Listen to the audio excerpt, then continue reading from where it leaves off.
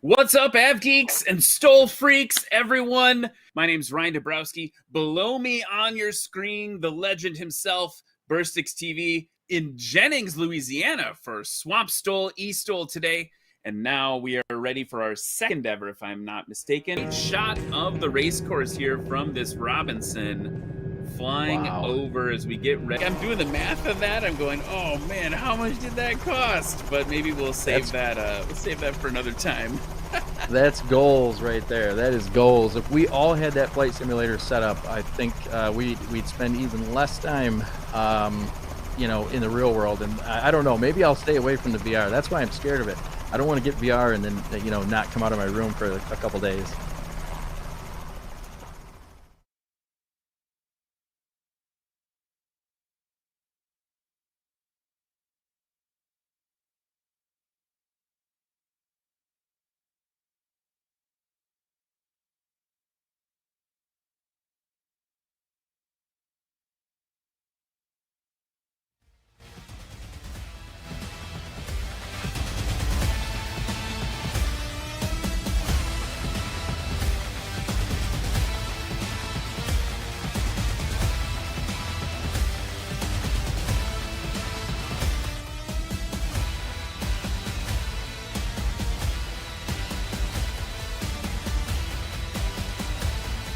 What's up, everybody? Welcome to the National eSTOL competition at FSEXPO.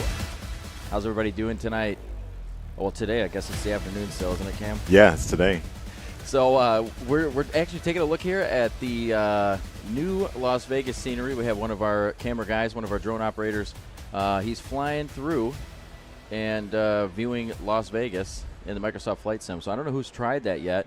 I haven't had a chance to. We've been pretty busy, but definitely beautiful looking, and I think you can even see the fountains from the Bellagio. That's amazing. I think that's it right there. We actually got a chance to go see that, didn't we? Yes, it was awesome. So how's everybody doing today? Today is going to be the real competition. Yesterday we had qualifiers. Now today is going to be everybody that made it from the qualifiers yesterday, and so there's going to be a lot of competition here. There's going to be a lot of duking it out, a lot of battling. I think Kat's going to be, scratching her way up to the top as usual. But we're going to see. Not that I want somebody to beat Kat, but, it would be nice to see some other winners up there. Maybe a newcomer. But she won't let that happen. She's not going to let that happen. So, guys, National eSTOL is direct representation of what we do in the real world. So in the real world, we take this trailer here and we bring it around the country. We pull it up to an airport. It takes about a day and a half to set up. We get a STOL field set up, and somewhere around, what do you say, about 50 pilots come in, fly in. Some people trailer in. Anywhere between 20 and 34 pilots, sometimes even more than that. Okay, and so we set this up, and people fly in the real world, and they try to take off and land in the shortest amount of time or shortest amount of distance possible. So we thought it would be really cool to bring this real-life thing to the flight simulator. So this is a direct representation of what we do in the real world. So today you're going to see people who fly in real life. You're going to see people who don't fly in real life. Our pilots are a big group of people. Some people have never flown. Some people are currently in school. We got A&P mechanics, all kinds of different pilots from different backgrounds. So we're going to see a lot of really interesting stuff with the aviation world and kind of melting that together. But today we are at the Flight Sim Expo. This is the first time that we've done a National eSTOL competition live on the floor, and I was amazed yesterday. We started at, I think, 11 o'clock, all the way till 3, and we had the booth was filled the entire time. I mean, at one point we were having to call people back, and I was like, I love this. I love everybody that's interested in STOL. That's the same way I found out about it. I had no idea about it, and one day I was doing something, and I was like, STOL exists. And I was like, that's amazing. That's awesome. It's cool to see. I hope a lot of people had that feeling today when they pulled up to the booth and yesterday. Yeah, absolutely. So what class do we have coming up first? I think it looks like we have Bush coming up. The Backcountry. Or Backcountry, I'm sorry. Okay, so up first is the touring class. Now, in the touring class, Let me check here. I got to pull these up. I don't.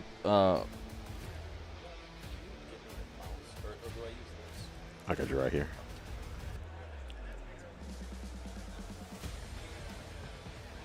Oh, okay. So yesterday, we had a bunch of people come up here and do the qualifier, and we were talking about Toby, Eye Tracker 5, okay? And so Toby so graciously provided us a giveaway, and so anybody that qualified, anybody that did the qualifier yesterday got into the giveaway. So we're going to do that drawing actually right now. All right. Awesome. You guys ready to give away a Toby? Let's give away a Toby. All right. Yeah, so I have a Toby in my own personal home setup. I love it. I wouldn't fly without it. And actually, no shade to VR, but I tried VR this morning, and it totally made me not feel well. I mean, I was sweating from it for a little bit. So I think I'm going to stick with my Toby.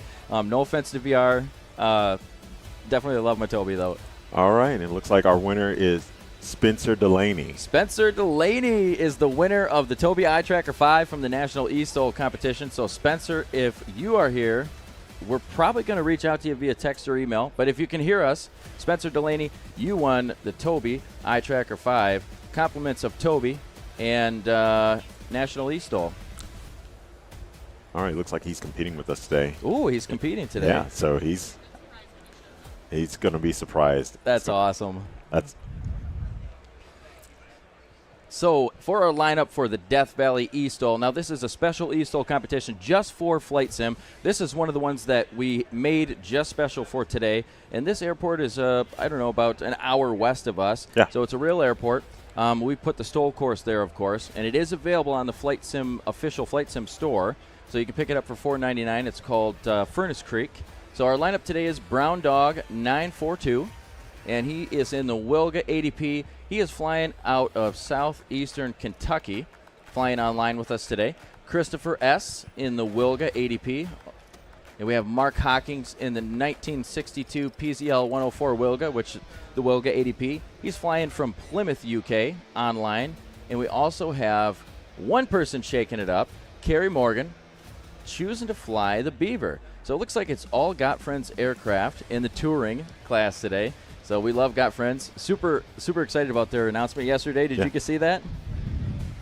Oh, we got a shot of Kerry Morgan here. He's competing here with us today.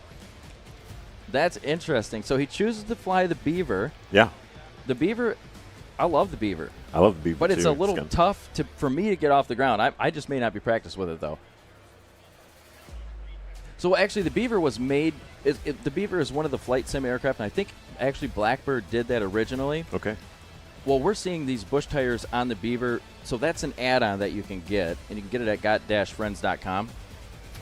So if you have the Beaver and you're wondering, like, well, how does this Beaver, have these big old tires on it? Well, we have an add-on for that, and so you can definitely pick that up on the internet, and it's freeware. So let's see, we have. So we do have merchandise down at, if you're here at the expo with us, we do have merchandise down at the right of our big, giant trailer here. And you see some people walking around with these straw hats. Those hats are awesome. I think I got to get one. I'm actually wearing one of the eSTOL, National STOL shirts today. I'm wearing my Flight Sim shirt today. Yeah. You wore yours yesterday, so I'm going to rock ours today. Flight Sim Expo, yeah. Shout out to the Flight Sim Expo. This place is awesome. Yeah, First time I've ever been to one. Yeah, mine too. It's been awesome meeting everyone who's been coming through. We've had a lot of traffic of people coming through and looking at the booth and flying the sim and qualifying, and now we've got the competition today. I'm really excited for the Wilgas to duke it out. I think the Beaver, I don't want to discount the Beaver. I think the Beaver can pull it off. Yeah. But he's definitely got some competition. But you got to give Kerry Morgan some props. I think it was Kerry Morgan. Got to give Kerry Morgan some props because he's flying against 3 veteran eSTOL flyers. Okay. And these guys, they take it seriously. But that doesn't mean that Kerry can't do it. He is sitting here with us today. He's the only one competing in this particular class. Live with us today. Live with us. So he's the only one who made it in the qualifying. So, but yeah, super excited to see these guys come on to the very first asphalt STOL scenery we've done. Yeah, that's awesome. Yeah, and I wonder, it's interesting to see how these guys are going to fly on it because they've been flying on eSTOL grass strips for, I don't know, the last 6-7 months. They've been racking up season points and practicing, and they've never really done an asphalt strip. So I think we're gonna see some interesting, maybe a little extra stickiness to the ground, and maybe we'll even see a little prop strike and nose over action. I don't want to see it, but you never know. Yeah, that's a great contrast between the actual STOL competition, the in real life, in-person STOL competition compared to the eSTOL competition where normally we're on grass. All right, looks like we have the green race flag, and we're going to see Brown Dog from Southeast Kentucky flying with us online today, taking off in the National eSTOL livery. Look at that livery. It's beautiful. In the Wilga 80P. Now, we did actually go, we made a little change. We were flying the Wilga 80X. It has a little more horsepower than the one you're seeing now. We made a little bit of a change into the 80P, so we're actually flying the, I think it's a little bit smaller of an engine, a little less horsepower, but that kind of evens the playing field a little more. So I think Kerry Morgan might even have a better chance now that he's not flying against the 80X. Yeah. I think the horsepower difference is 100 horsepower from 460 to 360. Nice. If I'm not mistaken. Yes. And here he goes. Off he goes, Brown Dog. Relatively new simmer. Well, not simmer in general, but relatively new to our eSTOL. I think he's done 2 competitions before. I'm pretty sure he has at least a top 3 finish. Oh, very nice. And Kerry Morgan pulling up to the line. In the Beaver. And he is live with us today. So he's sitting right at the desk, and he's one of the qualifiers from yesterday. Let's go, Kerry. Let's go, Kerry. He's going to – I think he can do it. I know he can do it.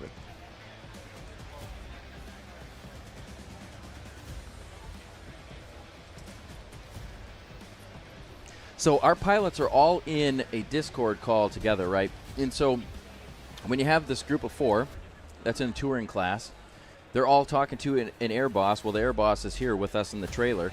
And we have, quite a big team that goes on behind the scenes that you don't even really know about. But it's just like in the real world where, they're being told, speed up, slow down, keep this pattern, et cetera, because we want to make sure that the planes are, flying within a pretty close distance, a time distance between each other.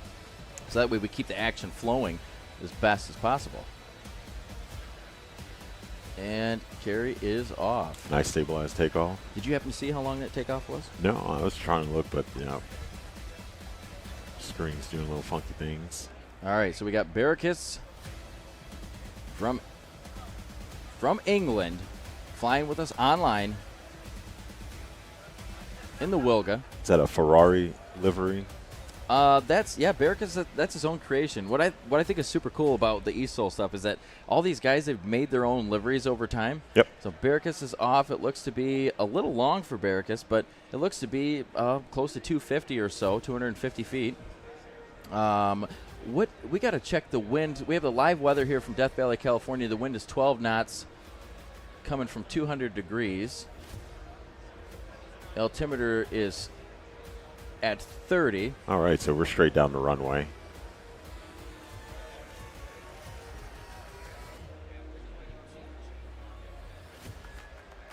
Yeah, wind's coming straight down the runway, so that's good. 12 knots is quite a bit of wind, actually. It's more than we had yesterday. I think we had. I don't think we had any wind yesterday. Absolute zilch yesterday, 0. All right, so our first pilot is coming around. He's going to make his landing here soon. And that is Brown Dog flying with us online from Southeast Kentucky. So if you guys want to get into eSTOL, it's very easy. Go to nationalstol.com/chat, and you can fly with us from anywhere. So even if you're in wherever, doesn't matter where you're at. Yeah. If you're online and you want to get into eSTOL, stop into nationalstol.com/chat and fly with us. Join the conversation on the Discord. And Brown Dog's takeoff was 118 feet. Okay, so we'll see what he does. Brown Dog did have the shortest takeoff of the group. And it looks like, as far as I could tell, There was no scratch. The landing seemed to be shorter than 100 feet. Yep, we got, well, shorter than 200. We got 180. 180 feet. So that's really good. I mean, 118 on the takeoff, 180 on the landing. So that's close to the score from yesterday while it was during qualifying. Okay, so he's got the consistency, and we know we have about 12 more knots of wind than we had yesterday out here, which, by the way, it is live weather.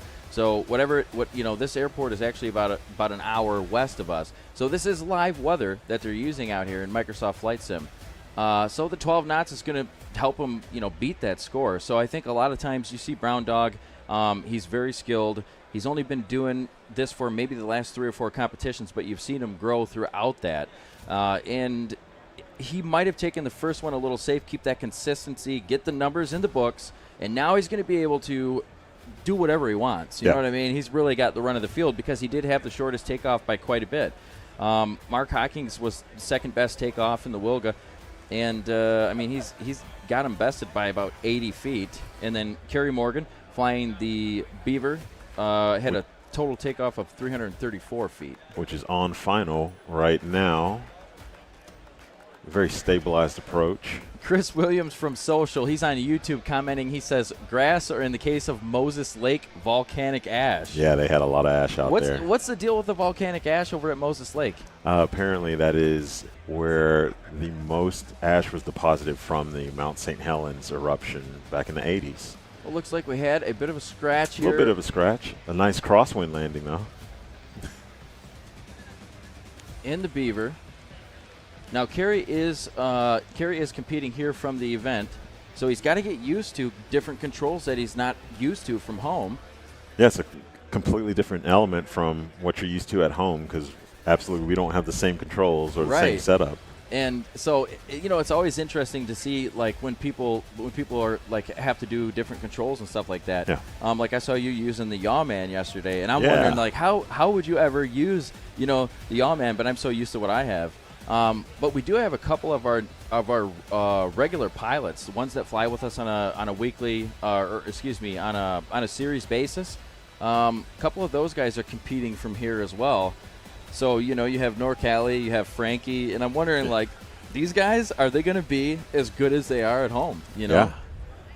I mean, I think they can pull it off. I mean, unlike the in-person events where, like in the case of Moses Lake, we had Tegan and Jughead Council switch aircraft, but they fly the exact same aircraft. It's got the exact same controls, just a little bit difference in horsepower. So and that's in the real world. That's in the real world. Okay. So it's a little bit more of a disadvantage here. Really good landing out of Mark Hawkins. Seemed to be just over the 100-foot line, maybe 120 or so. 187. Okay, I was a little off, but 187, not too bad. That's going to be second place. And he needs to make up about 90 feet to be able to take the first place away from Brown Dog. Mark Hawkins is the he won the touring class from the last event. So I mean, you're going to see more out of Mark for sure, but he's got to come up with 90 feet. Yeah. All right, as the pilots come back around, they're going to taxi up to the line. Now, if you're new to STOL, STOL is National eSTOL is a direct representation of National STOL. Okay, so National STOL, we go around the country and we pull this trailer up and we do STOL competitions. And the goal of it is to take off and land as short as possible. And so what you see here is our representation of this called National eSTOL, and they're doing the exact same thing. They're trying to take off and land in the shortest amount of space possible. So we have Brown Dog with another takeoff. It looks like a real good takeoff. Yeah, really nice high alpha takeoff. Right now he's in the lead with 298 feet total. Mark H coming in behind him, 392. We got Kerry Morgan coming up to the line in the Beaver.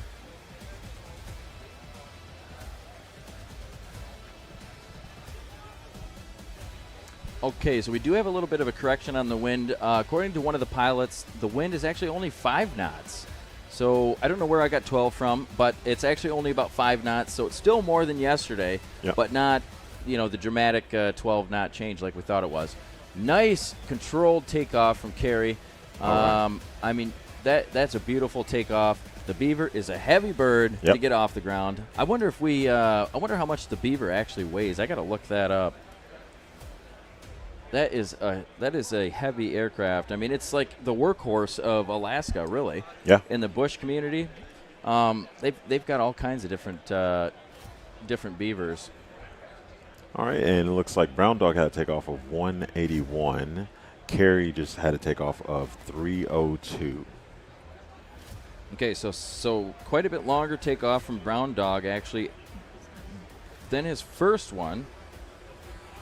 Carey actually was able to shave 32 feet off his takeoff, so we see improvement out of Carey's takeoffs in the Beaver. That's awesome. It's what you want to see. Yep. Is the improvement each time. We got Mark that just took off 196 in the PZL 104 Wilga. And Carey is one of our qualifiers, so he's not one of our regular season pilots. Yeah. And so when you see people doing this and they're making progress already, that's cool. Yeah, absolutely. Carey might be the next eSTOL Pro. He might take it away. And there's a shot of Carey right there, competing here from the the FSEXPO National eSTOL booth. Focused. You've got Emerald Senior Design and Duke hanging out over at the Got Friends booth. The Got Friends guys back there.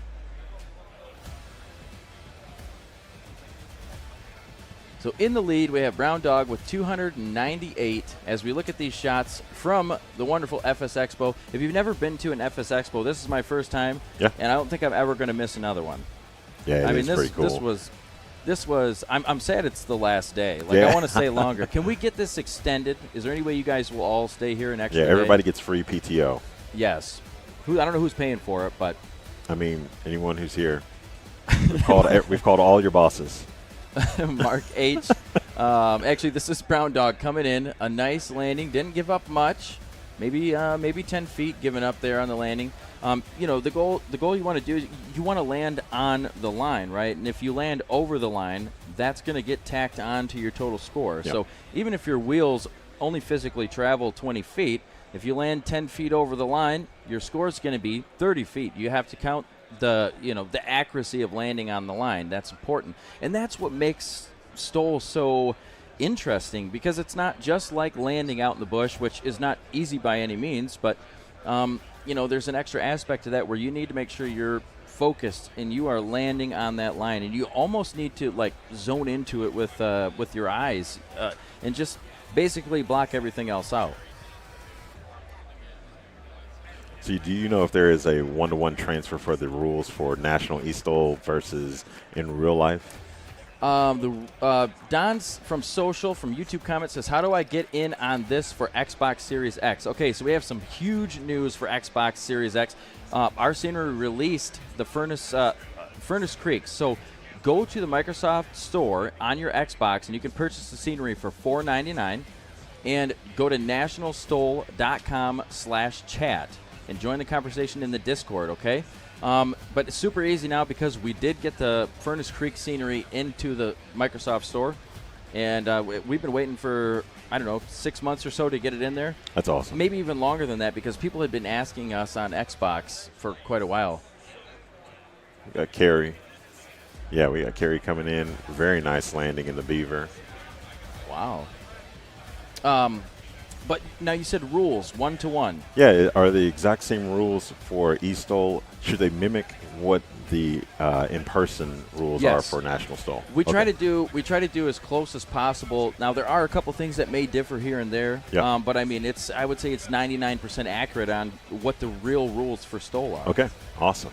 And I mean that's the thing, is we want to keep that that parallel, because there's a lot of people in the flight sim that could be inspired by something like this, where now they're going to go fly in real life. Yeah. Also, Cam, you can save gas with your yaw man. You know what I'm saying? Cam is a real pilot. Cam, what do you fly in real life? I have an Aranca 7 CCM Champ, so I've got a 90 horse Champ. Usually I have 65 horse, but I was lucky enough to get a 90 horse. Yeah, a little extra power. A little extra just power. in case you need it. I like to fly into the Ozarks.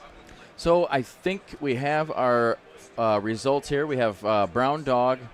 They're going to go with his first takeoff and landing of 298. His second run was only 317. So combined, really, I mean, he kind of flip-flopped. He had a little bit longer of a takeoff on his second run, but his landing was quite a bit shorter. So he's going to take the first. We have in second place is Mark Hawkins, and looks like they're going to take his 348 run. He was able to shave off about 50 feet in the second run.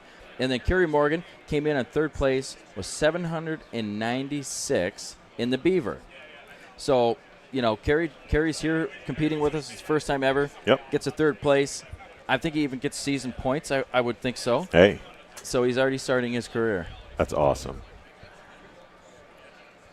It's really cool that you can. It's really cool that you can leave this competition and come back into the competition. Like Kerry's here, he's live with us, but then the next competition he can be at home under his own setup. Yeah. But this is a great way to, there's not a better place for flight sim. This is the one time a year where everybody in flight sim gets together. Yeah. Doesn't matter what flight sim you're from, doesn't matter what you fly, if you're an airliner guy, if you're a bush guy, whatever. We can all get together and show our love and interest for flight sim. So, there's no better place to do this at. Yeah, absolutely. It's amazing. All right, so we have the Death Valley eSTOL touring class up on the screen. First place is Brown Dog. Brown Dog with 118 on his best takeoff. His best landing was 136 for the best run with 298 feet total. Mark Hawkins with 196, second place. 196 takeoff and 152 landing for 348. And then Kerry Morgan rounding out the pack in third place. Beaver, best takeoff was 302. And the best landing was somewhere around 494 or so. Some quick math. For the I'm trying. For the total run of 796. Now you think about that, landing and taking off a Beaver at 796 feet for a Beaver. I mean, that's really good. Sometimes we get these numbers we think, Steve Henry, 5 feet, 10 feet, 6, okay, it may be a 20 knot wind, but so that seems really short. But when you're talking about a Beaver, I mean, under 800 feet to take off and land a Beaver is amazing. Yeah, that's absolutely amazing. That's why it's such a good bush plane in the real world. So we are going to go to a quick commercial break. All right. And we'll be right back, guys.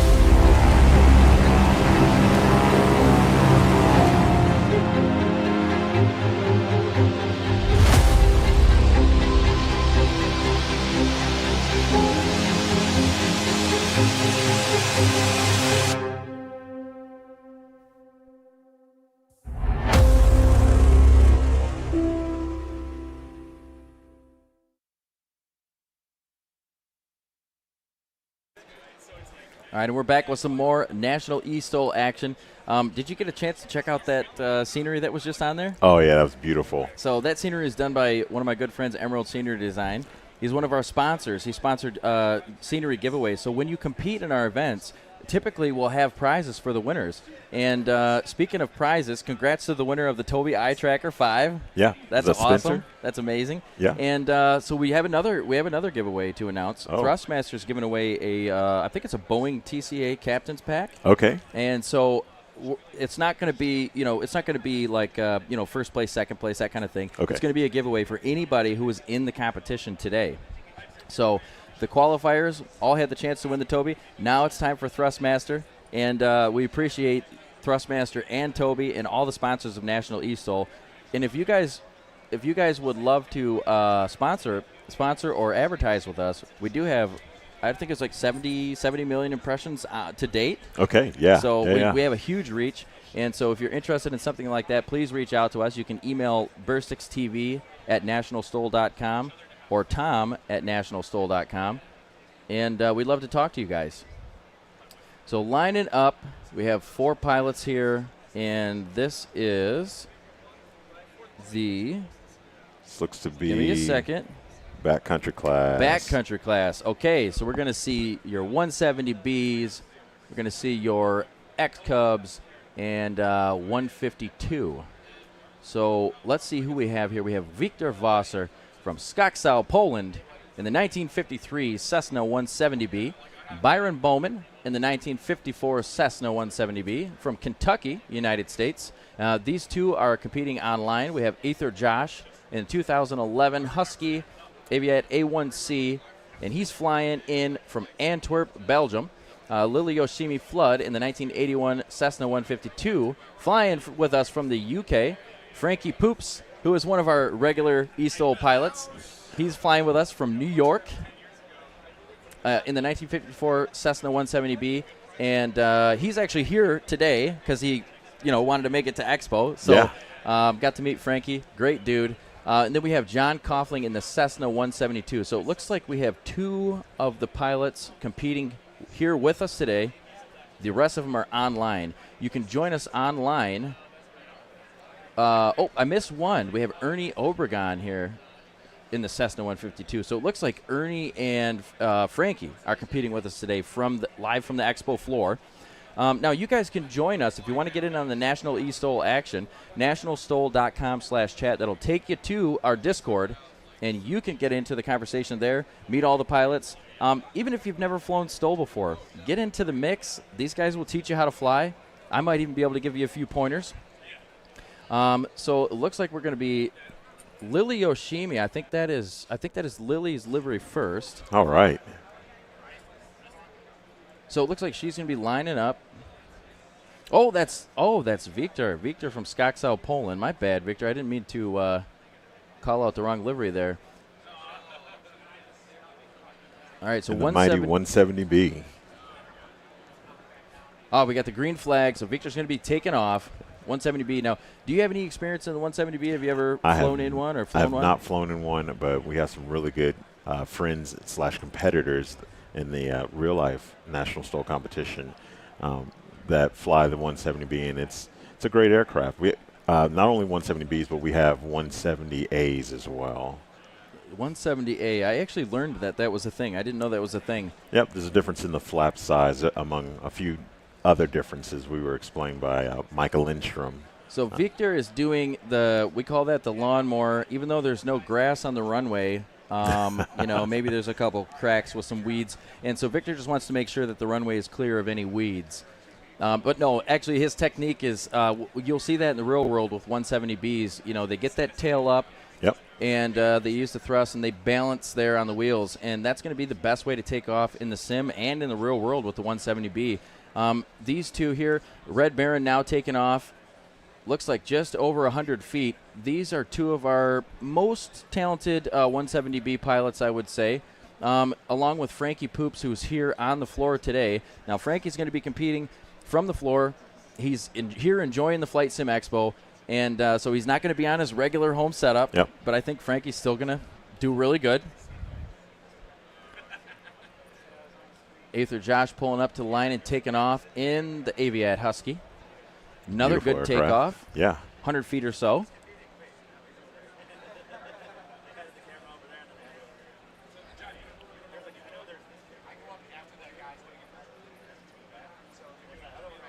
And we do have about 5 knots of wind, so it's a little more than yesterday. Yesterday we didn't have any wind out here for qualifiers.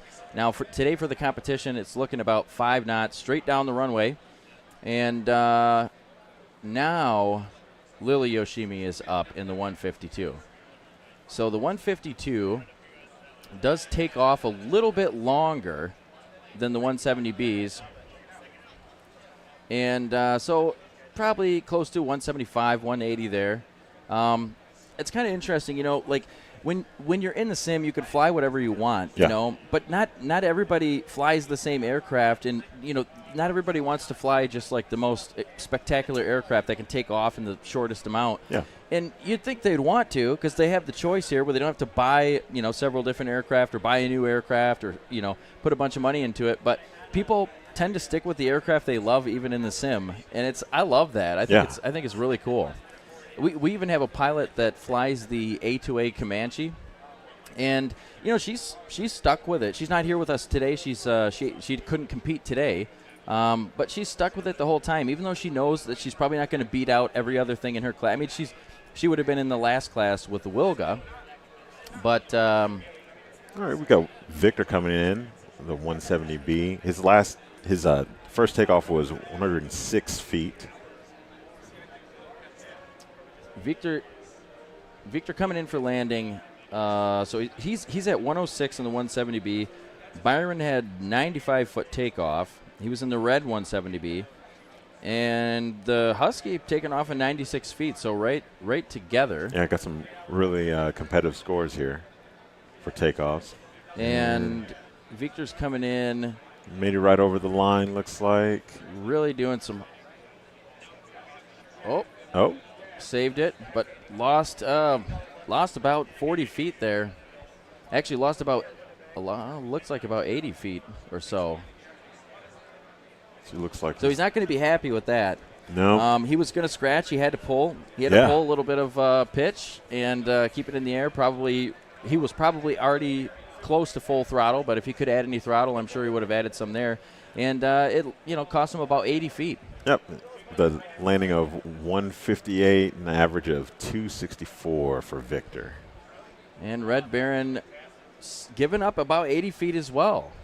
I mean, you don't usually see that out of Red Baron and Victor. Usually those two are like near scratch, landing right on the line. But that's all right. We still have another round for these guys.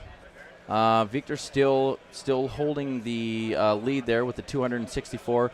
Byron Bowman with 291 feet, so about 30 feet of difference here. We have the Husky coming in. Now, the Husky is a new aircraft to the eSTOL series.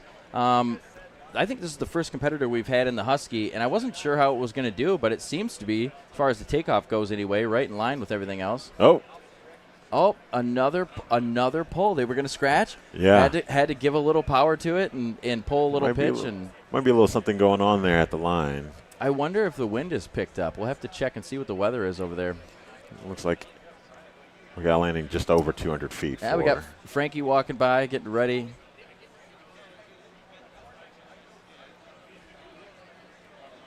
And it looks like Ernie there to the right on the PC3, which is here at the FSEXPO on the floor.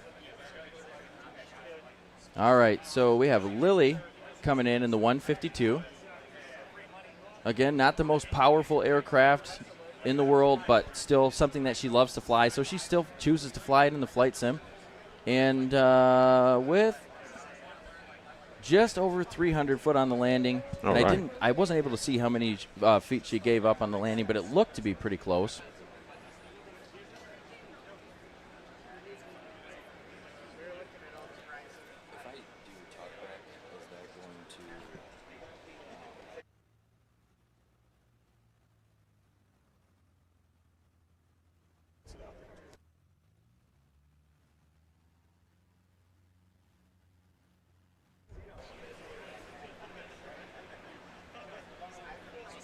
It looks like we got Victor back out here on the line. Getting ready to mow some more grass on the asphalt runway. Classic 170B type takeoff.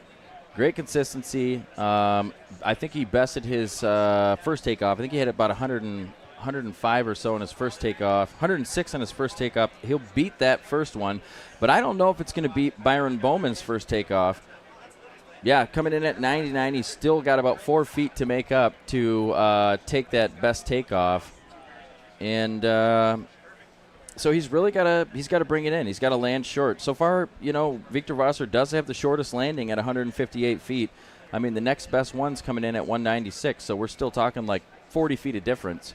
So as long as he holds his composure, even though his takeoff wasn't as good, if he holds the landing, he'll be able to do it. He'll be able to take home the first place. But, don't want to give it to him just yet. Yeah. Yep, Byron just took off in 96 feet. So that's another consistent. Yep. 95, 96 on the second run. We've got Aether in the Aviat. Aether in the Husky he's flying with us from Antwerp, Belgium, flying online. And looks to be another good takeoff, 97 feet. So, wow, these are all really consistent. 96, 97, 99. I like that someone chose to fly the Husky because, like I said before, the Husky's not something that we've seen in our series. And so I'm pretty sure that Aether Josh is our first pilot to fly the Husky in the National eSTOL series. That's really awesome.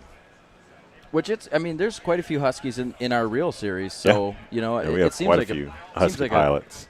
It seems like a real good aircraft for Bush. I don't know too much about Huskies, but it seems like a real good aircraft for Bush in the real world. So I imagine it would be good in the sim too. Yeah. In fact, one of our competitors. So guys, we do have a few giveaways. There was, actually, this is prizing for some of the pilots that win, but the J3 Cub from Classic Aircraft Simulations. I found out about it. I didn't know it was coming out. And I picked it up. It was only like $16 on Contrail. And it's amazing. It's the best J3 Cub in the sim. And I don't even know who made the other one. I never picked it up. So no shade. But, the new one from Classic Aircraft Simulations is definitely worth picking up. And Classic Aircraft Simulations, that's his first plane. And he's providing a couple copies for our winners today. So make sure you check that out on Contrail. I think is probably the best place to get it. Victor coming in nice and low, like we like to say, low and slow. Low and slow. Victor, he usually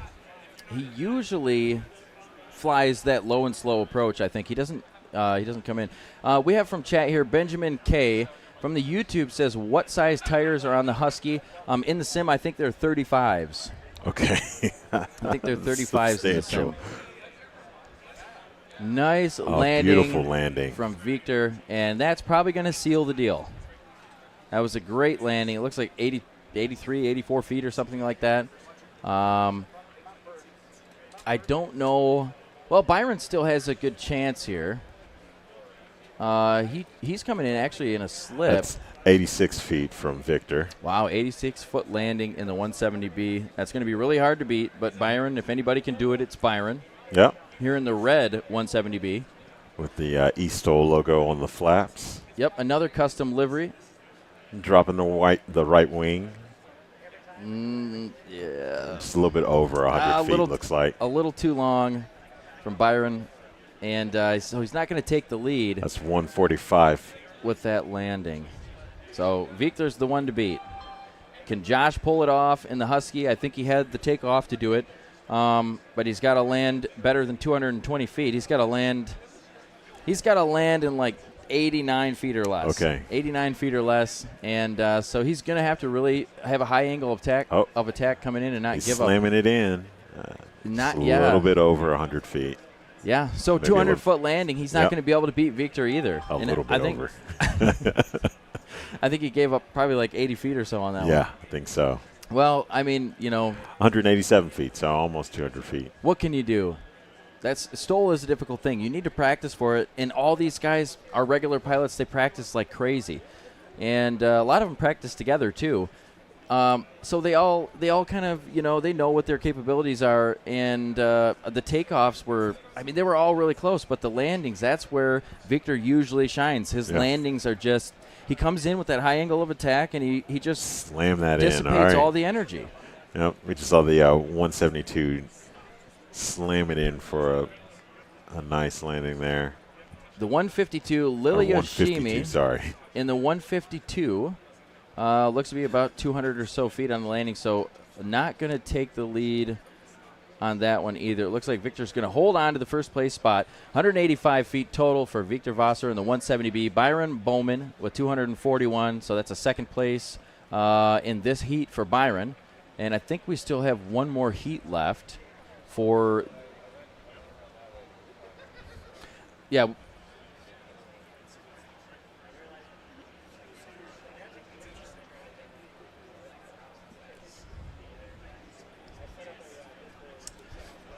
So our setups today, over here on the floor at FSEXPO, we have some Thrustmaster T-Flight HOTUS X. That's actually the one that I started on. And I had that HOTUS for probably about a year and a half before I ended up getting something different. And it was a great starter place to go. You know, if you're new to the flight sim and you've never really used anything before, the Thrustmaster T-Flight HOTUS X is a great place to start out with, because you never know. You can't just drop $500-600 on something that you may not enjoy it as much as you thought you did, or you may like racing better. Or so I don't know why you would, because aviation is so much better than any other type of driving or simulation. But so it's a great place to start, though, the Thrustmaster T-Flight HOTUS X, and those setups here today, those were provided by Thrustmaster. And so we're going to be giving away to anybody that's in the competition today, anybody that made the qualifiers or is competing online. We're going to be giving away a TCA Captain's Pack, and that'll be sometime near the end of the broadcast. We'll be giving away the TCA to one of the winners or to one of the pilots in the competition today. So it looks like Ernie is focused in. We got the Lift Aviation helmets there. I love those helmets. I might get one. Yeah, they're pretty sick. I need to open up a couple more credit card accounts and just buy everything in here. Well, I mean, we are in Vegas. You can show some leg. If you guys do want one of those helmets, if you're a real pilot and you want to get a helmet, you can grab them here at the desk. To the right of the trailer, we have all kinds of shirts and hats and all kinds of things, so check it out. Go talk to Karen and see what you can pick up for National eSTOL swag.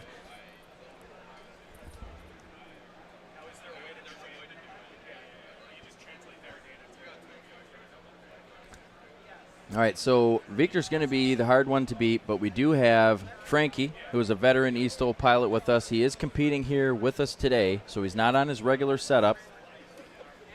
But he has had time yesterday to do the qualifier. Got time to get used to the settings. Yep. And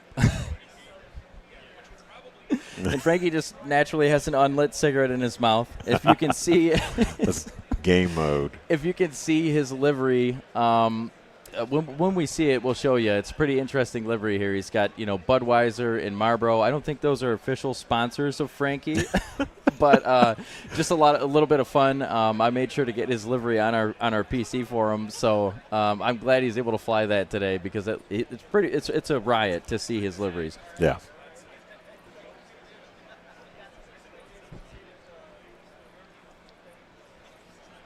I'm a big fan of the 170B. It's got such classic lines.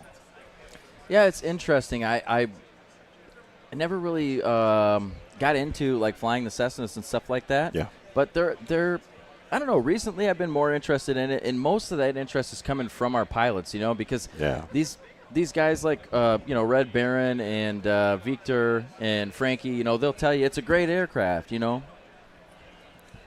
we've got a green flag.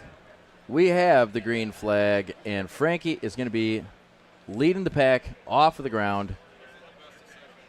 And most likely we're going to see the tail raised.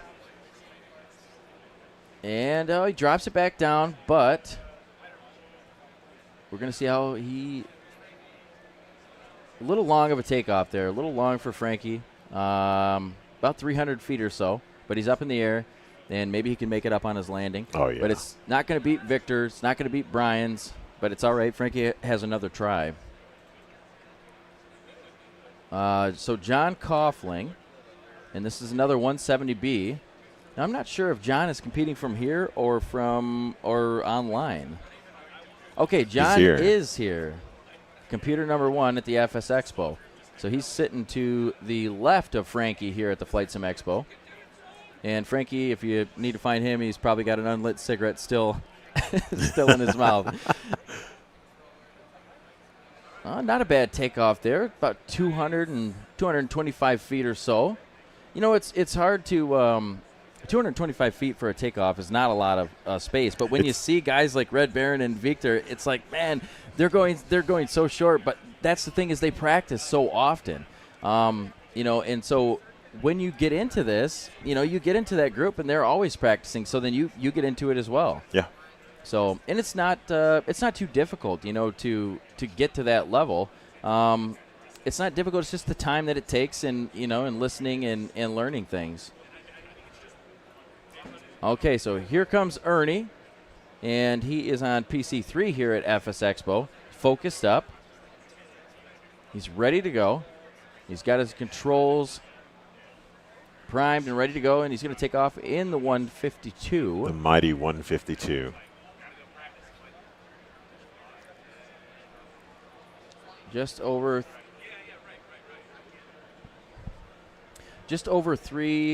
actually just about 600 feet or so.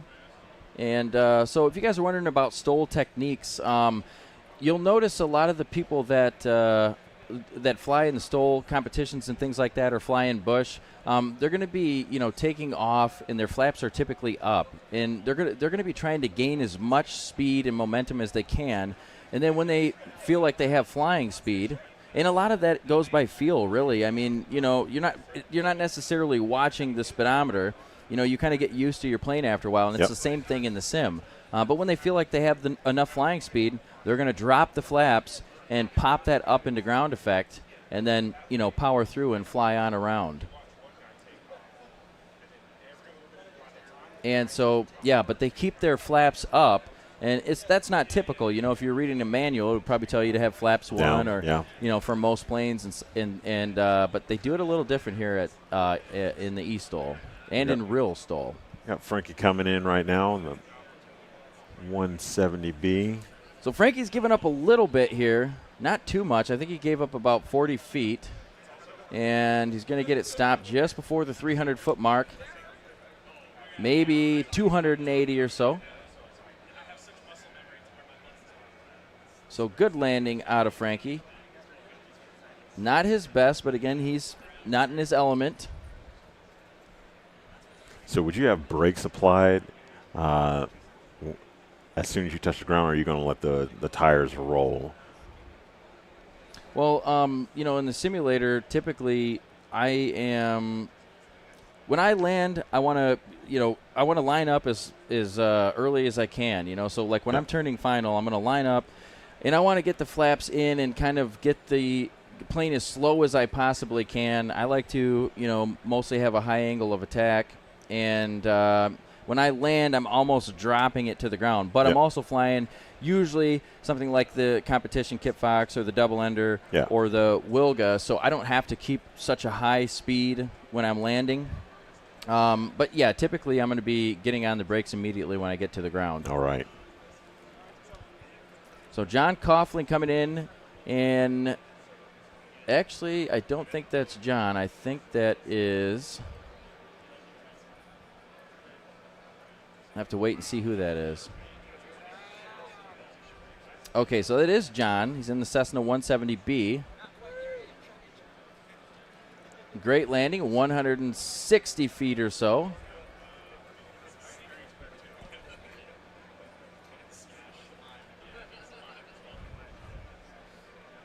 We're on board now with Ernie O'Bragan, and he's in the 152, choosing to fly the 152 here from the FSEXPO today. Focused. Ultra focused. Yes. We have a 159-foot landing from John Coughlin. So there's John. Okay, I see John. He's got the, I think those are oranges. He's got the blue shirt with the oranges on. Yeah. So John's there on the first PC flying with us from the FSEXPO today. Ernie as well, who we're on board with here now in the 152, flying from the Expo. It was really, really, really busy at the booth yesterday, and so I'm super happy that everybody was interested in STOL. as much as I was when I first found it, because I was like completely crazy about STOL. And so I think that's what we saw yesterday with that booth. It was wild. And we do get looks to be about 520 feet on the landing or so. A little long landing. It looked like there was a burble at the line. Not sure if they can reproduce that in the game, but there was definitely something atmospheric that looked like it caused his right wing to dip, and then a little longer landing than what he's probably expecting.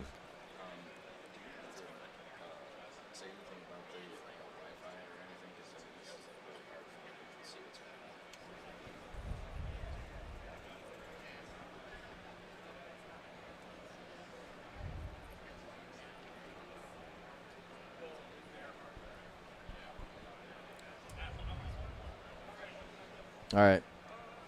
On board with the pilot cam of Frankie.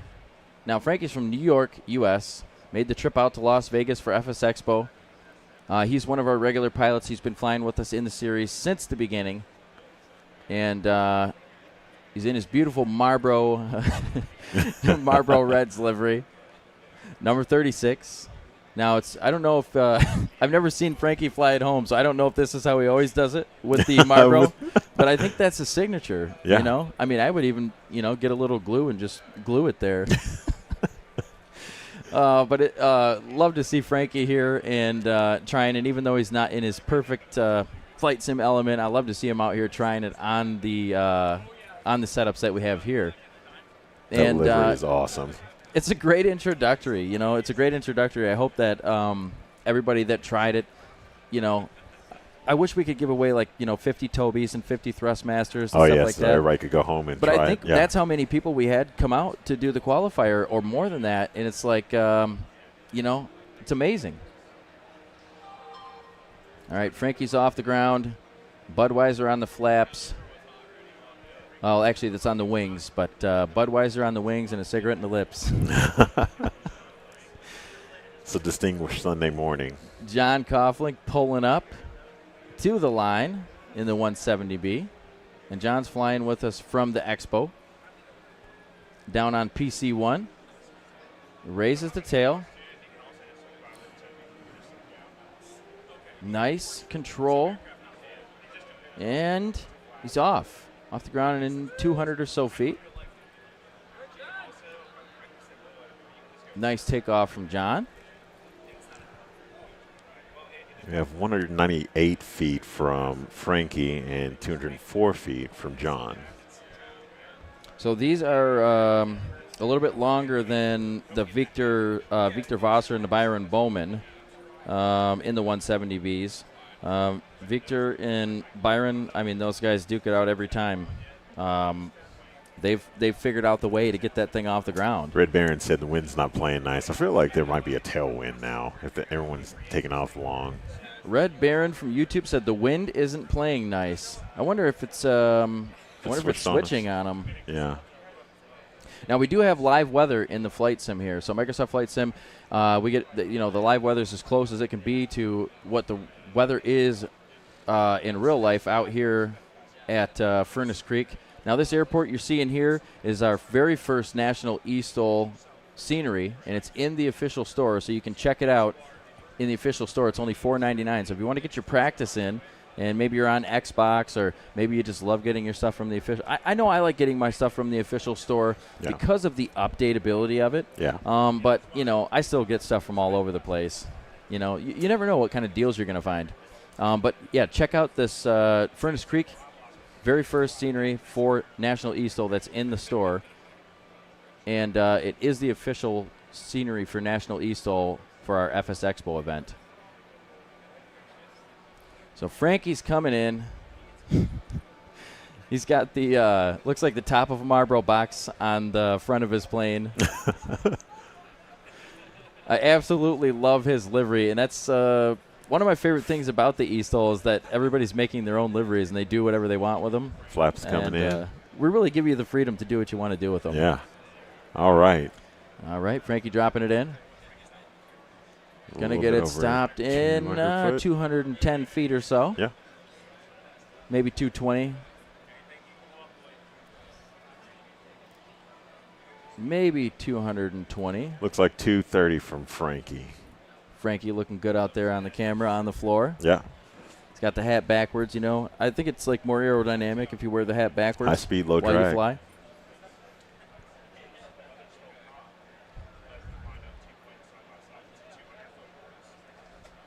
So guys, if you've never seen STOL before, if you don't know what it's all about, STOL is all about taking off and landing in the shortest amount of time, or the shortest amount of distance possible. And so, if you want to join into something like this, but you didn't make it into our qualifier yesterday, make sure to go to nationalstol.com/chat and get in the mix with the pilots. Whether you're brand new to it, whether you know all about STOL already, definitely they will love to have you guys in there. The pilots are very welcoming. So get in there, get in the conversation on the Discord at nationalstol.com/chat. We have John bringing in the flaps. Oh, got scratch. Scratch a little bit, quite a bit early actually, but it's hard to control. It's hard to control that power. That's why it's so interesting. Yeah. That's where you feel like you really have to learn how to do this, and you really have to practice and get kind of used to the plane. I think it is, and I think that's why people stick with the same plane that they've been with for the whole time. But John, this is his first time coming in, so doing great. But this is his first time coming in and trying this out. So Ernie again here from the competition floor on PC3. He's got a 747 shirt on. But he's flying the 152. The mighty 152. Looks like a great approach. Nice stabilized approach. Flaps down. A little bit of variation there. Gives up quite a bit. Gives up almost 300 feet on the landing, but this is his first time. Yeah. So he's doing great for his first time. Looks like we got him stopped. And we'll have to wait for the professionals on the tape measures to tell us what that landing was, but I think it was somewhere close to around 500 feet. Looks like we've got 600 feet from that reading. 600. All right, I was a little off, but still, even with 556 feet and 600-foot landing, it's just over 1,000 feet, 1,156 feet, and that's still really short. I mean, yeah. How long does it take? I wonder what the book says on a 152. How many feet you should have to land that. So we have the best run here out of the entire heat was Victor Vasser. So he's going to take that first place with 185. Byron Bowman coming into second place with 241 feet, both flying the Cessna 170B. We got Josh in the Husky, 284, taking that third place. And John Coughlin taking a fourth place with 387 feet. Frankie Poops, 428 feet, also in the 170B. And then Lily Yoshimi rounding out the pack in the 152. With the actually, we do have one more, I think, on the next slide here. Lily Yoshimi, though, rounding out the first part of this in sixth place with 458. And then Ernie rounding out in the 152. Best takeoff of 556 feet. Best landing 520 feet for a best run of 1,120 for the backcountry class here at National eSTOL Flight Sim Expo.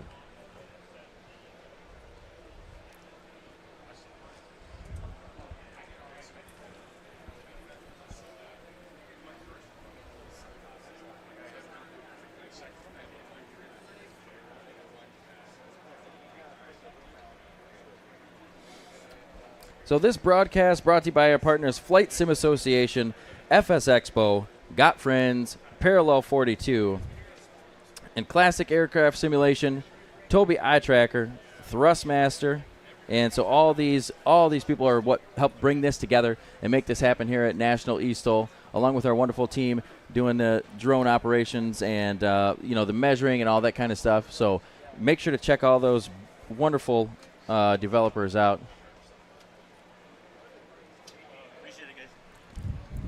Great job, Ernie. And we are going to go to commercial. See you guys in a few minutes with National eSTOL.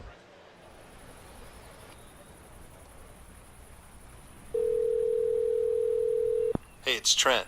Fly low, don't die.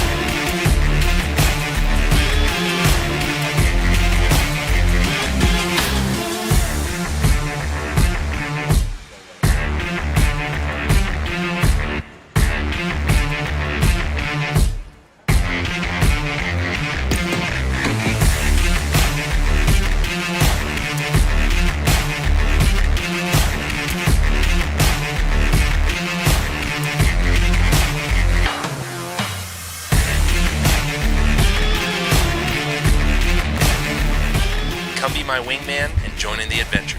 Now available in the Microsoft Flight Simulator Marketplace on PC and Xbox. All right, we're back. We're back with the Spec class. Now, this is one I've been waiting for. We're back with National eSTOL here at Flight Sim Expo. We're going to be doing the Spec class. Now, Cam, did you hear what the Spec class was? No, I didn't. The Spec class is the Gottfriend's double ender. Okay. All righty. Been waiting to see this one because it's not in our regular competition. Yeah. Because it has 2 motors and 2 props. We can't allow it. And so I was like, hey, I want something real interesting for the Spec class. Now, the Spec class, if you guys don't know what that is, it's going to be where all the competitors in the class compete with the same exact plane. Now, we switched these out. So we've had different things like the 152, the 172, and I'm trying to think of the last one we had, but now we have the double ender. Yeah. You're going to see some really, really short. I mean, we're talking if Kat gets a hold of this thing and she gets a couple good landings, maybe like 10 feet. Okay. Yeah, I'm maybe excited even for less. that. And I heard somewhere along the line she has Stream Deck, right? Yeah. And so Stream Deck, you can use the Airmaster props.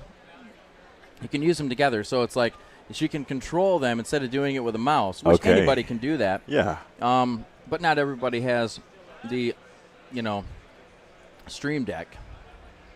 So she's going to have a little quicker time to be switching out her Airmaster prop and stuff like that. Yeah. So we've got Kat in the double ender, all double enders in this class. So we've all got double enders. Kat, we've got Aaron Mandeville, and we've got Norcali Cali. Norcali's competing here from National eSTOL floor, or I mean the FSEXPO store. I mean floor. Trying to eat these almonds. Yeah. Kat's in England, right? Kat's in England, yeah. So she's competing with us online. And then Aaron Mandeville, Minnie Magoo. Okay, so that makes more sense. See, I know all these people by their Twitch handles and stuff like that. Okay, gotcha. Well, or their tail numbers. Yeah, I don't know a lot of them by the first name. And but yeah, Aaron is Minnie Magoo. So everybody's flying the double ender. And I know Norcali has a lot of experience with the double ender. I know Kat has a ton of experience with the double ender. And I don't know Minnie Magoo's background with the double ender, so I can't really say that they're not going to do the best, but I can't say anything about what they're going to do. But I know you got to watch the pink livery and you got to watch the blue livery for sure. It looks like Minnie Magoo is flying the Burst 6 TV livery. Appreciate that, Minnie Magoo. Thank you for flying my livery. Norcali in his yellow and blue livery coming up to the line.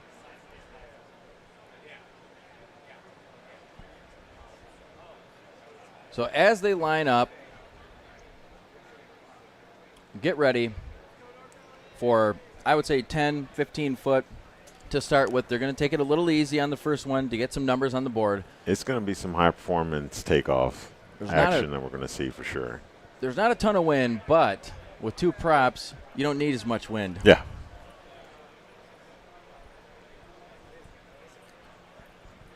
So we do have one of the competitors needs to change out something on their setup really quick.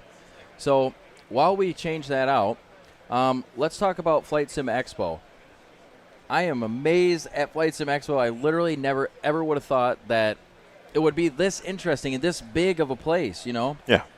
It's always cool because, you come in and you have an idea of what everybody looks like, but you've never seen them before, or you have an idea of, how big it's going to be or, how hot Vegas is going to be.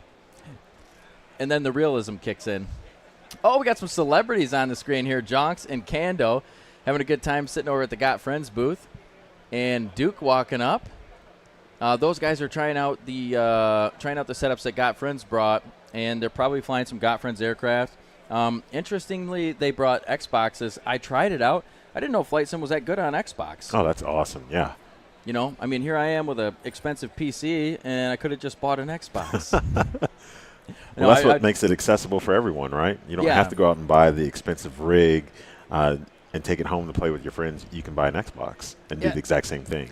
Yeah, I think it's cool too that they brought it to Xbox, and I think it's what helped it grow so much, because people that might not be, they might not have $2,000, $3,000 to get a PC, but now they can play Microsoft Flight Simulator on an Xbox. That's a great introduction. And that's a recent development, right? That's not always been the thing. We have Anov, and in the scenery, Anov's a funny guy, and in the scenery he made sure to make a sign that says "Thanks Jonks" on it. And so there's a little history behind that, but Jonks and Got Friends were a great part of why we were able to, get this flight scenery into the store for Xbox. So big help from those guys. We appreciate Got Friends very much. And congrats to them on the release of not release, but on the Draco X. That's so cool that they're building that. Okay. Yeah. I've been waiting to see who was going to do it or if it was going to be done, and I was hoping that it would be Got Friends if it ever got done, and now we found out that it is going to be Got Friends making the Draco X.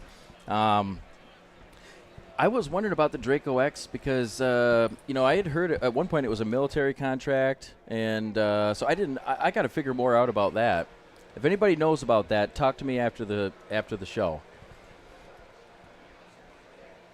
So we're getting set up here. Must be having a little bit of technical issue with probably a livery or something like that. We do have sometimes some model matching issues and stuff like that, but they're usually pretty quickly doctored up and fixed. But someone's slewing, of course. So that's my nickname. If you don't know, I do some live streaming, and people call me Slew Sticks because I slew around so much. Slewing is kind of an easier way to get around in the sim, but I enjoy it. Sometimes I fly like that the whole stream. No, I'm joking. I don't.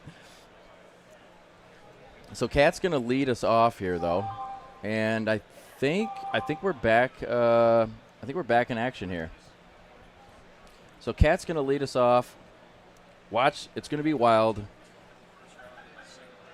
And we have the green flag. All right. So Kat from England, one of our, she's probably the season's point winner currently in her class.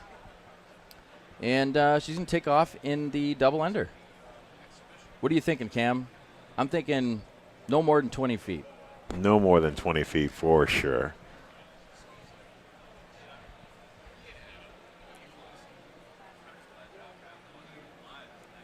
And that is our first line, right? We're at 20 feet on the first line.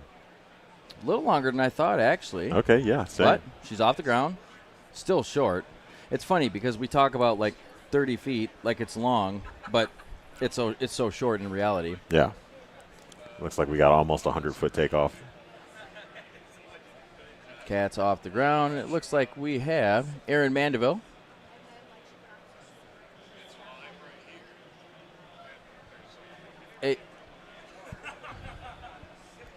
All right. Aaron looks like a little bit over 80 feet, maybe. I love that livery, too. Yeah, it is very pretty. So that livery actually is just like a hue change. So okay. Got Friends made me a livery for the double ender, and I was like, well, I want to do another one. So I just did a little hue change on it, and bam, got a whole new livery. It almost reminds me of the Patriot Mark II livery that's on that aircraft right now, the one that is for Birds Adventure Center out in Ozark, Arkansas. Yep. A little showing off, a little wing rocking there. A little wing wagging. Norcali flying here from the expo floor. Now Norcali's not in his natural element. Yeah. But he's doing it. He's here. He made it to expo. Norcali's actually on quite the adventure right now. He's on a travel trip, and so he started off, I think, close to a month ago. He's been traveling throughout California. Yeah. Made his way over here to Las Vegas. He's going to go all the way to Tennessee. All right. So I think this is a pretty interesting trip for Callie. I don't know if he's ever made that long of a trip in a car before, but that's a long way to go. Well, he needs to stop by Little Rock and say hi when he's coming through Arkansas. Stop by and see Cam in Little Rock. Yeah. All right. Here's the professional. Kat, she's slick. She knows what she's doing. Low and slow. Just planted it down. Gives up a little bit, so she really, I mean, she could bring that down to 20 feet if she wanted to. Yeah. But still, so short. I mean, 40-foot landing. I think the takeoff was just around 40 feet, so it should be a total of around 80. And actually, Kat's takeoff was 59. Okay. So we'll see what her landing here is in a minute. Erin Mandeville had a 74-foot takeoff in the double-ender. Now, this is our spec class. It's been one of the most interesting classes because all the pilots, no matter what their skill level is, you know, they're all flying the same plane. So, you know, and we change it every 6 weeks or so, so that way we can rotate these planes out. So they have about 6 weeks to compete in the plane or to practice in the plane and figure out, you know, the quirks of each one. This time it's the Got Friends double-ender, which is, in fact, a real plane. Minnie Magoo with a scratch. And it's all right. He still has another try. Whoa. Short landing from NorCal. Yeah. Oh, my God. All right, yeah. Kat's got some competition. Wow, NorCal, man. Hey, we're hearing some cheers on the floor here at FSEXPO for NorCal. Heck yeah. Yeah, hoot and holler, guys. Hoot and holler. Woo-woo.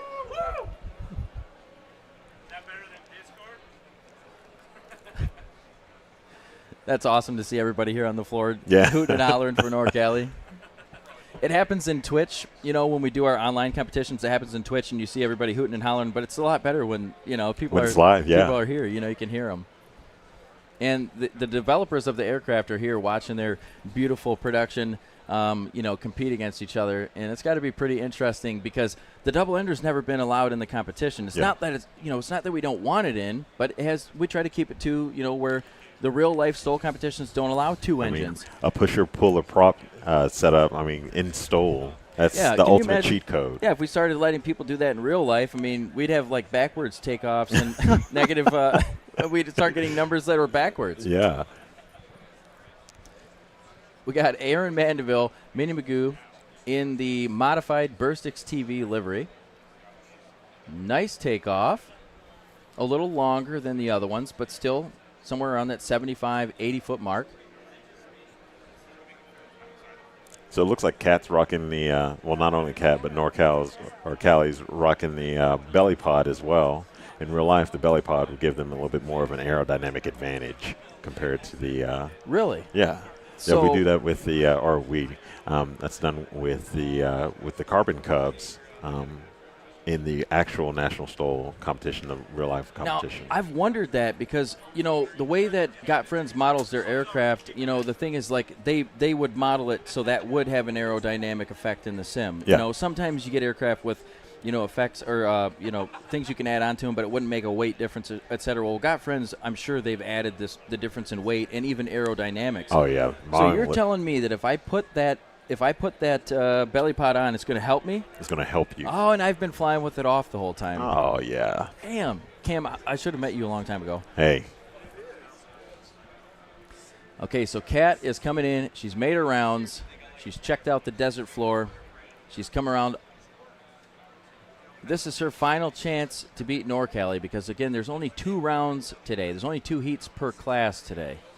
So she only has this chance. This is it for all the money to beat NorCal. And with NorCal's last landing, where everybody was hooting and hollering, I don't know. That's going to be tough to beat. Tough to beat. I mean, the landing was 30 feet. She's got to stretch 12 feet out of it. Oh. Slow and steady. Oh. She nosed over. Hey, at least she didn't break the prop. Yeah. The prop's up top, but she nosed over. That's it. She can't. I don't think she could beat NorCal now. Yeah. Hold on. Let me do some quick math. Yeah. 59. Yep. Prop strike or nose over is going to be a DQ. Oh! We have another nose over. Oh, my gosh. It's hard to nose over the double-ender. I don't know how they're nosing it over. It's hard to do. All right, NorCal here trying to plant it. like a flower in the ground. Wow. Wow. Okay. Beautiful. Was it a scratch, though? Was that a scratch? I hear some people in the crowd calling scratch. If it was the real-life competition, it would have been because he touched the line, but I think we're safe here. Yeah, 33. All right. Yeah. Looks like NorCali is the winner. Yeah. NorCali's the winner. 91 in the OG double-ender livery. The white and orange and yellow. I mean, that's the original double-ender livery. Yeah. So awesome to see our very first spec competition with the double-ender. We had a couple cliffhanger moments. NorCali's putting on a show. Kat and Aaron putting on a show as well with the nose overs. Yeah. And, their first run was – Kat's first run was good. Wow. So NorCali almost didn't even qualify yesterday by his own choice. He comes in, gets used to the setup here on the floor, and takes it home. I mean, wow. I am super happy that NorCali decided to qualify.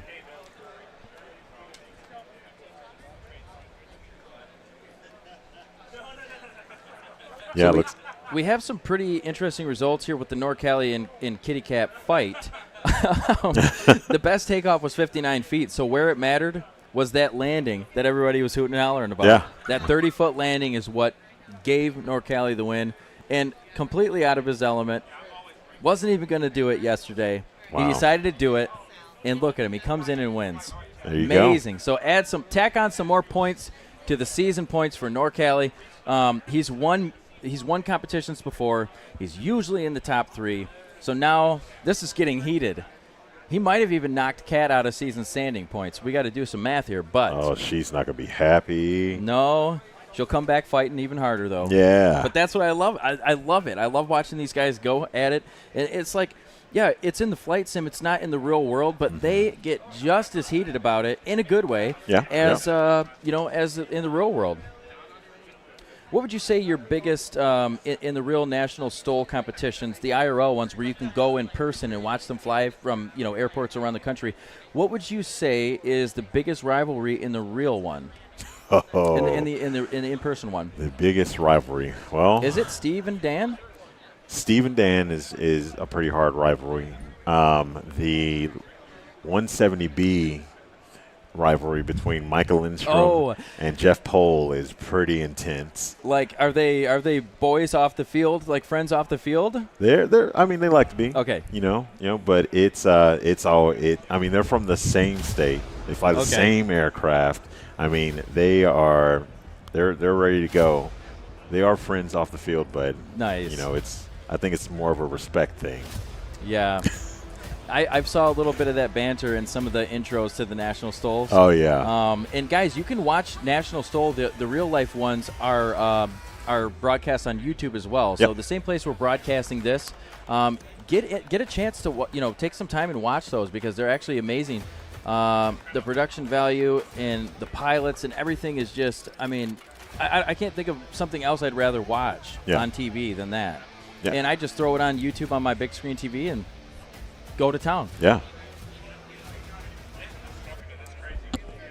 All right, guys, we have one more class left here at the FSEXPO National eSTOL Competition.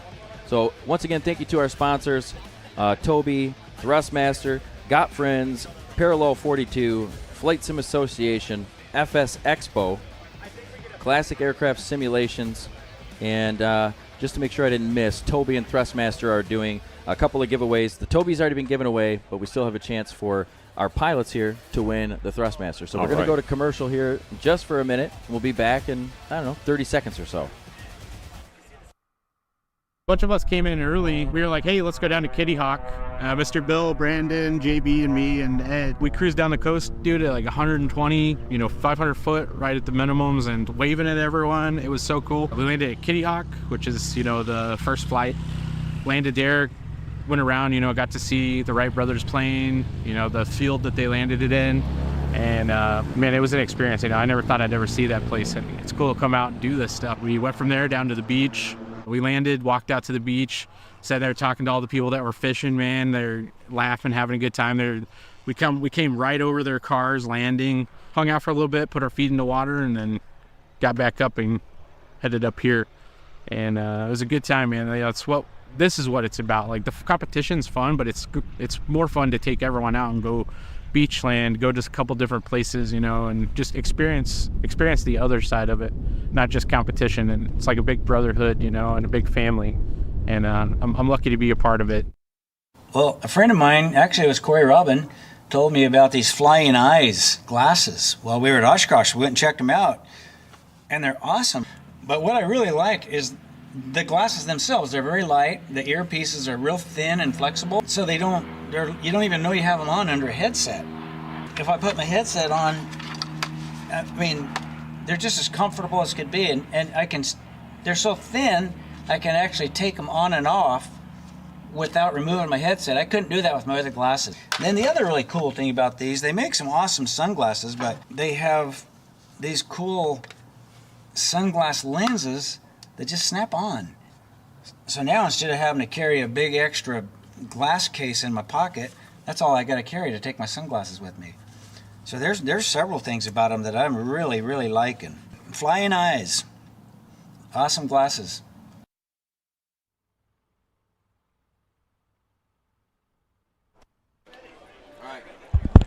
Guys, we're back after watching Kat and Norcali go at it. Norcali bested Kat by about 12 feet or so. Oh, she's not going to be happy. I know. We're going to hear about it for the next 6 weeks. It's okay. She's got another class that she's competing in, so she's going to be in the unlimited class. Oh, so she's in the pink 701. Ah, yes. I love Kat's livery. Wait till you guys see the nose of this livery. So she's competed in like every event. And she's got her stickers set up on the front of this where she does this thing called STOL Hobo on her Twitch stream. And she'll fly from place to place in the sim. And so we give stickers out for each event, And so she came up with this idea of putting them all on her plane. And it's crazy how real that she takes it, Kat doesn't have, she's not going to fly in real life. She doesn't want to fly in real life. And so she takes the sim as serious as possible. Okay. You don't mess with Kat's sim. Hey. She used to come out to one of our real competitions and hang out with Katie Wado, since they have the same competition number. She's 69. They're both 69. Katie flies a Piper Clipper and travels with her dogs. She's got a Dalmatian named Chili Pop and a poodle named Bailey that I call the Sheriff.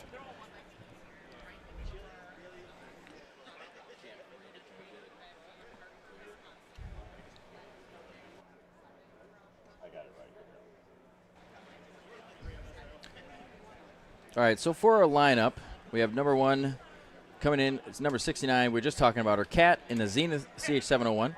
We have Pete C. in the 2024 Kip Fox Series 5 flying from the United Kingdom. So Kat and Pete are both from the United Kingdom. Brian Alba from Orlando, Florida, flying with us virtually here. Spencer Delaney in the Cub Crafters X Cub. I think Spencer's here with us. And Sal Crocker in the Kip Fox Stage 2. And Zach Lobert in the Monster NX Cub from Hartford, Wisconsin. So it looks like we have a couple aircraft from SWS. Oh, we have actually quite a few more in this class. So we have, let's see here, Samuel G. in the Cub Crafters X Cub. We have Ben K. in the Kip Fox, Scott Gist in the Kip Fox Stage 2, Moby in the Monster NX, Riley Wilson in the CH701. So we have some Canadians, we have some Germans, we have some people from the United States, Los Angeles, all over the place. We got Rico in the Carbon Cub X Cub. Oh, Rico Sawyer in the Carbon Cub X Cub, which is I think it's the Red Bull Cub. Okay. It's got nitrous, so that's why it's in the unlimited class. And lastly, Norcali J, the winner of the last class, is competing again. So if you like what you saw from Norcali, make sure you stick around here on the floor and watch him fly again. I'm surprised he came up with the win on that one. I mean, it's just crazy. Like, I knew he's going to win from his house, but from here at the expo, when he wasn't going to do it because he wasn't used to the controls yet. Yeah, and it's tough. You can have the best controls, but you're switching out between, and that's what makes it. That's what makes it like, you're humans are, we have habits, and we get used to how our controls go. So he was able to kick that. That's really cool. He didn't care, I guess. So we're going to have another heated debate here, or a heated flight between Kat and Norcali. Oh, yeah. But that's not all. You know, we read off all those other names. This is a big class. The Unlimited class is probably the most popular class, and it usually always has the most competition as well.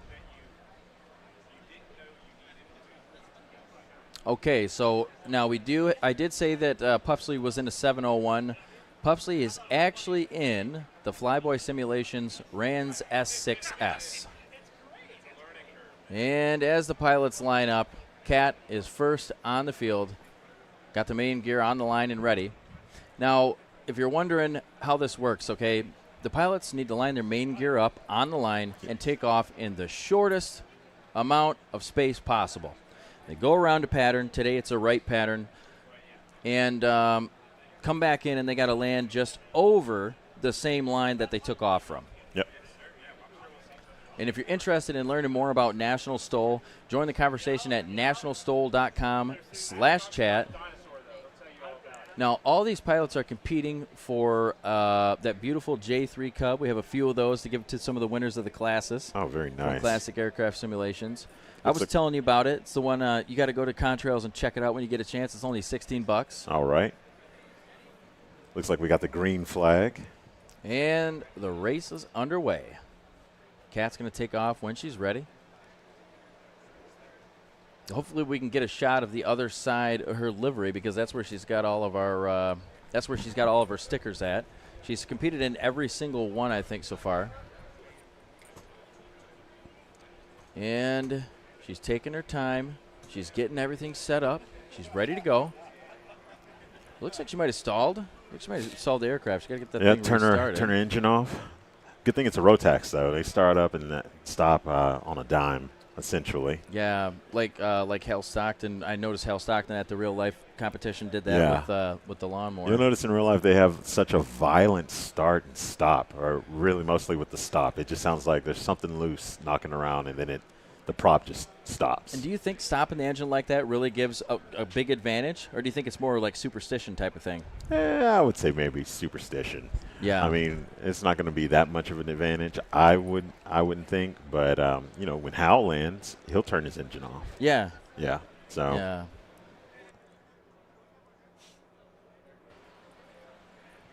Looks like we're waiting for Kat. Maybe having some engine troubles, which is somewhat possible in the sim. But basically, it looks like she's trying to get the plane started, so we're going to wait for her to get it started. In the meantime, make sure to check out the booths from all the sponsors that we have here. Got Friends is right next to us, so if you've never flown any of Got Friends aircraft, please check them out. And Kat is off the ground. I didn't see how short it was, but I'm guaranteeing it's going to be real short. It's definitely going to be short. We got 43 feet on that takeoff.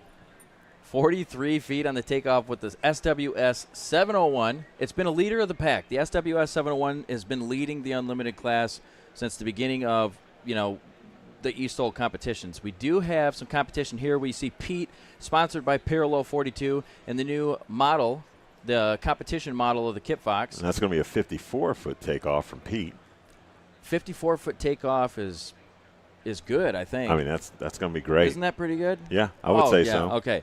No, 54-foot takeoff for Pete. Not as good as Kat's, but I think Pete can straighten that up and get it a little sooner. Not that I want Kat to lose. Like it might sound like that. Sometimes I'm like rooting against Kat, but it's like I just know she's so good, and I kind of tend to root for the underdog. Absolutely. So Kat, if you want me to root for you again, you got to lose a few times and become the underdog, and then I'll start rooting for you again. We got Brian with a 142-foot takeoff in the Kit Fox. But when you put in as much time as Kat does, I mean, she really does. She Yeah. puts in a lot of practice. She probably practices more than anybody else in the competition. She'll stay up for a day straight just to practice before the event. She was in here hooting and hollering at 4 o'clock in the morning the other night. And we've got Spencer taking off in the Cup Crafters X Cub. Spencer Delaney. I think Spencer is competing from the floor. So Spencer competing in person and picks a great aircraft for the Unlimited class. The nitrous in the gravel. Yep. I think it was the gravel. That's a 71-foot takeoff. Just don't forget to turn the nitrous off on landing or you'll never get it stopped. And you'll wonder why for a second, and then you'll realize that after you're like, Your score doesn't matter anymore because you already lost. So don't forget to turn the nitrous off. And we got Sal taking off in the Kit Fox. Sal's competing with us from the floor as well. Shout out to Sal. And these guys look great. They look focused out there. They look like they're ready to take on these and they're taking on some really good competition here. Oh, yeah, absolutely. You got Cat and NorCal. You saw what happened last round with them. So these guys coming in here doing the qualifier, but this is the start for them. You know what I mean? Yeah. Now, for the next competition, they go home, they get on their real setups, and they're really going to be, maybe Cat and NorCal will be, maybe they'll be second best now. All right. And that was a 163-foot takeoff from Sal. But we have had a lot of people come in because we make it easy. We have the pilots train new people when they come in, and I train new people when they come in. So we make it really easy to join the community, and it just becomes something where the community trains and teaches each other and stuff like that. Yep. And we have had a lot of people come in and their first competition win a first place. I mean, it's really like 3 or 4 people have done that. We got Cat coming in the Zenith. Scratch. Oh, with the scratch. Scratch from Cat, so they're going to count that. The wheels did touch. She still gets in her landing, though. Yeah, That's absolutely in Cat style. And, again, when they all these guys make their own liveries, or they have somebody make it for them. Yep. Typically, Anov will do some liveries. Or Pete here coming in, the Parallel 42 livery. Pete is one of the first national eSTOL pilots. Drop it in there. Oh, nice. Looks like just a little bit over 40 feet. So Pete's going to hold the lead because Cat's scratched. Yeah. And we'll get that number here in just a moment. 48 feet with a combined total of 102 for Pete. And Pete is one of the first national eSTOL pilots to get sponsored by a developer. So our pilots actually, do their own sponsoring, and they reach out to developers and stuff like that. I think Cat sponsored by SWS. Okay. We got Pete sponsored by Parallel 42. Parallel 42 has sponsored National eSTOL, and they're doing a lot. We have some really, really interesting stuff coming for National eSTOL from Parallel 42. Not released yet, but it's coming. Brian coming in. And SWS has been a great sponsor in the past of Parallel or of National eSTOL. I got too many names running around in my head right now. And that would be a 290-foot landing for Brian with a combined total of 432. So 432, we'll see what happens with that. Yeah. And now we're on board with Spencer, who is also our winner of the Toby. Oh, Spencer won the Toby. I believe so. Heck yeah, man. Yeah. Does he got 2 Tobys set up out there? Double the head tracking, double the fun? Spencer coming in here from the Expo floor in the Savage Gravel with the nitrous. I think he turned it off. Not a bad landing. I think he did. Yeah. We're going to measure from that furthest landing gear. Just about 105 feet or so. So it's not gonna beat the first place score right now. 115 feet. Okay. Pete C. That's still a respectable number. Pete C. with 102. Looks like Spencer Delaney with that 186 total score. Yep. After a 71-foot takeoff and 115-foot landing. Now we're on board with Sal Crocker, who's flying here with us at the National eSTOL FSEXPO. Sal is a 7-8 captain.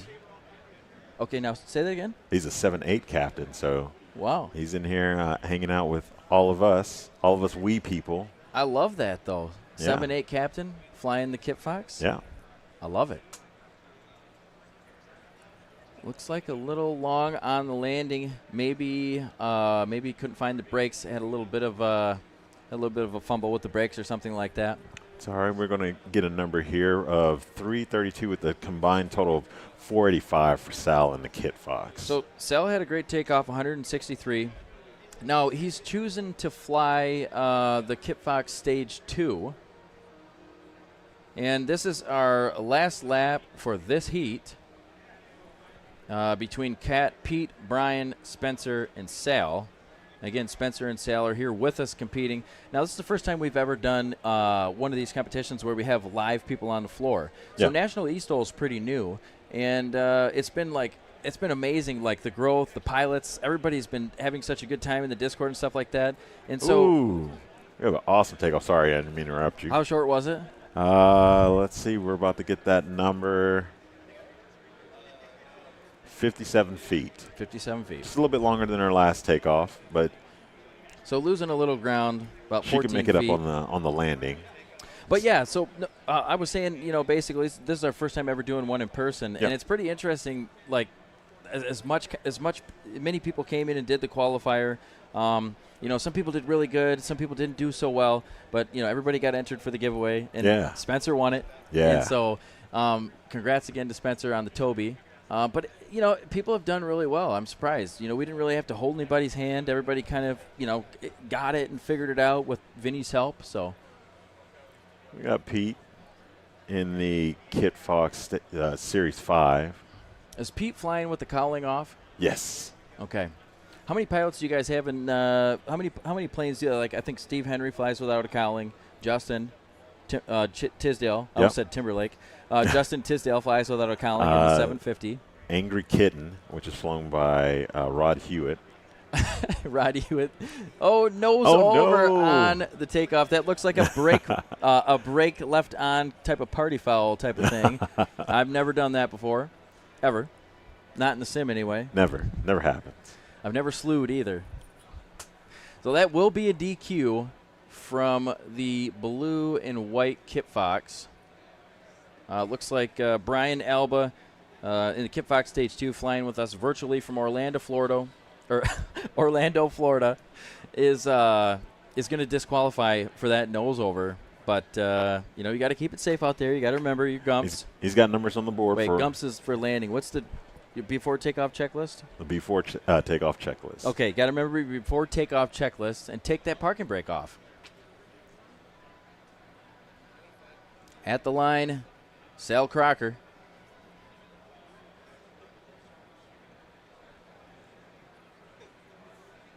And, honestly, people forget to take off their parking brake in real life, too. It's not unique to eSTOL. Yeah. I mean, there's been, quite a few planes that have taken off with a parking brake on. We've had nose overs before, for sure, landing and takeoff. Yeah, definitely. Nose overs, it's not something that you love to see, but it happens. They happen in real life. Yeah. So one of the things that, parallels the eSTOL and the National STOL together, we try to keep it safe. Try to keep it classy. We try to keep it fun. Yep. But every once in a while, you're going to have a nose over, and it's exciting. Yeah. I like watching the nose overs. It's not exciting for the pilot, but yeah, especially well, it is exciting, but their paycheck or their bank account is not exciting. Their wallet's a little thinner after that. And we did. Shout out from Super Aero, Ryan, our normal announcer for the regular National STOL competitions. Ryan's the man. I try to draw. I try to watch Ryan and Eric and watch how they do it. Oh, yeah. I was watching yours. I was trying to learn a little bit. Yeah. I want to have my own style. When I do the casting and stuff like that. And I've been casting all the eSTOL events, but it's good to watch people like you guys and learn from it. Yeah. So Ryan, shout out to you. Shout out right back at you. And look at that angle of attack. Okay. Wow. All right, Kat. She just dots it onto the ground. Might have made up that previous DQ landing. And I think it was safe. I don't think they'll DQ her. Oh, no. This is definitely some makeup. We'll see what happens with her total number. We've got a 39-foot landing from her. 39 foot. So for combined of 96 feet, she's in first place right now. Yeah, 96 feet. That's gonna be tough to beat. But Pete C is only behind 6 feet, and I really. Oh, got a nose over. Pete's another trying DQ. a little bit too hard to get onto that line. Pete's trying a little bit too hard to get onto the line. Yeah. And, he passed it. Well, he's got numbers on the board, 102 right now, second place. Really close, actually. Yeah. I mean, Kat's last run seemed really short, but Pete's first run was 102. In 96 and 102, you're about 6 feet apart. I've been waiting for a plane that would, compete with the 701. Not that I want the 701 to lose, but when you only have that one plane, in the simulator that's kind of, winning everything. Yeah. I've been waiting for somebody to create something or bring something into the simulator that would compete with it. And Edson over at Parallel 42 and Kevin and the team over there, they brought us the competition kit fox with 45-degree flaps and, less weight. Still the same kit fox Stage 2 engine. So, it's definitely going to compete. And we got Brian who DQ'd on the last run. Scratch from Spencer Delaney. We got another DQ, so another scratch for this run. So that's Brian, Spencer, and Pete. Yeah. So Spencer's first run was 186. It won't get a first place. It currently is sitting in a third place, which is great for very first time ever doing it. Coming in here, picked a great plane. The Got Friends Gravel, Savage Gravel is one of my favorite planes to fly. I love the nitrous. Sal's coming in with a nice stabilized approach. And Sal's here with us on the Flight Sim Expo floor. Chose to fly the chose to fly the Kitbox Stage 2. He's sitting at 485. He has a little bit of ground to cover. Shout out again to Ryan. We miss you, bro. Yes. Ryan, it was a good time casting with Ryan when I did for, can't remember which event it was. I think the Swamp eSTOL. Swampy Stole, yeah. I remember. I can hear Ryan saying it in my head right now. Swampy Stole. All right, nice landing from Sal. Looks like about 240 feet or so, competing here with us on the floor. And so which one was Sal? Which PC is he sitting at? He is number 2. Okay, on the second PC. Yep, so we got 235 feet. He's a 787 captain? He's a 7.8 captain. 7.8 captain. I won't disclose the airline.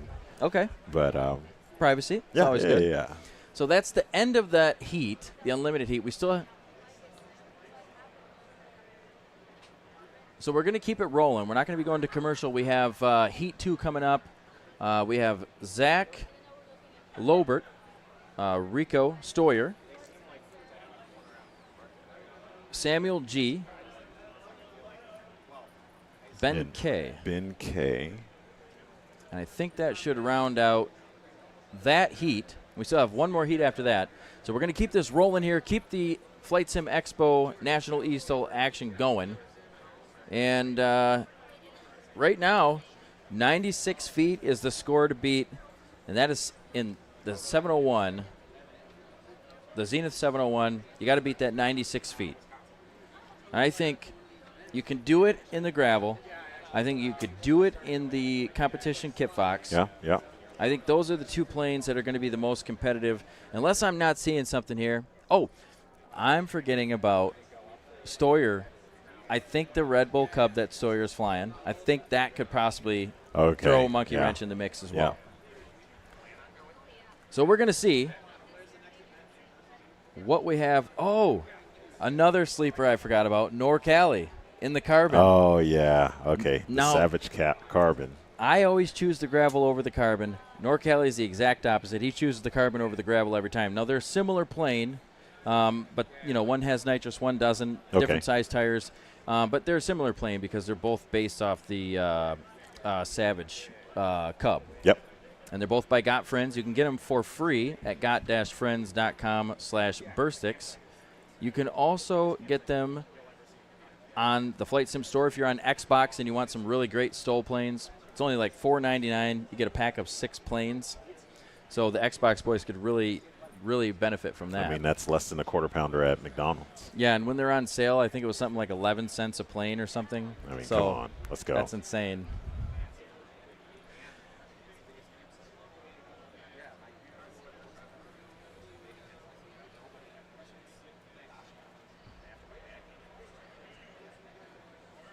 So, we're waiting for people to line up right now. Yep. Getting some directions laid out here at the sim station here.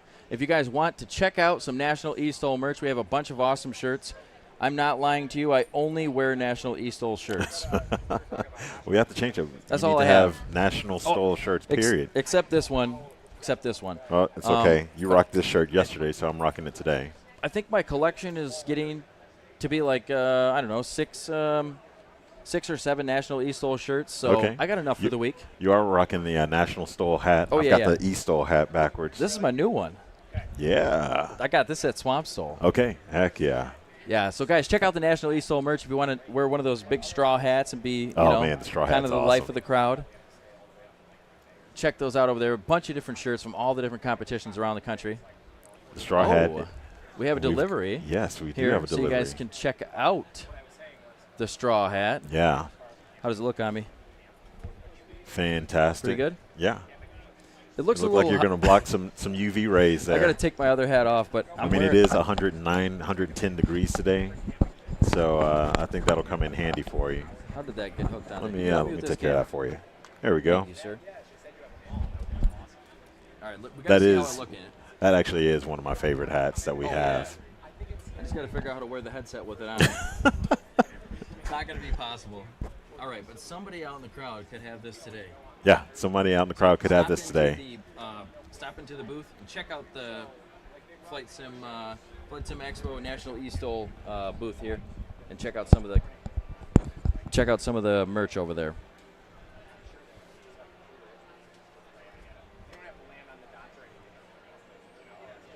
All right, guys. So we have 2 more heats to go in the action with the National eSTOL competition for FSEXPO. Thanks for bringing this up. Oh, someone's trying it on. I hope that's not the last one. It's okay if it is.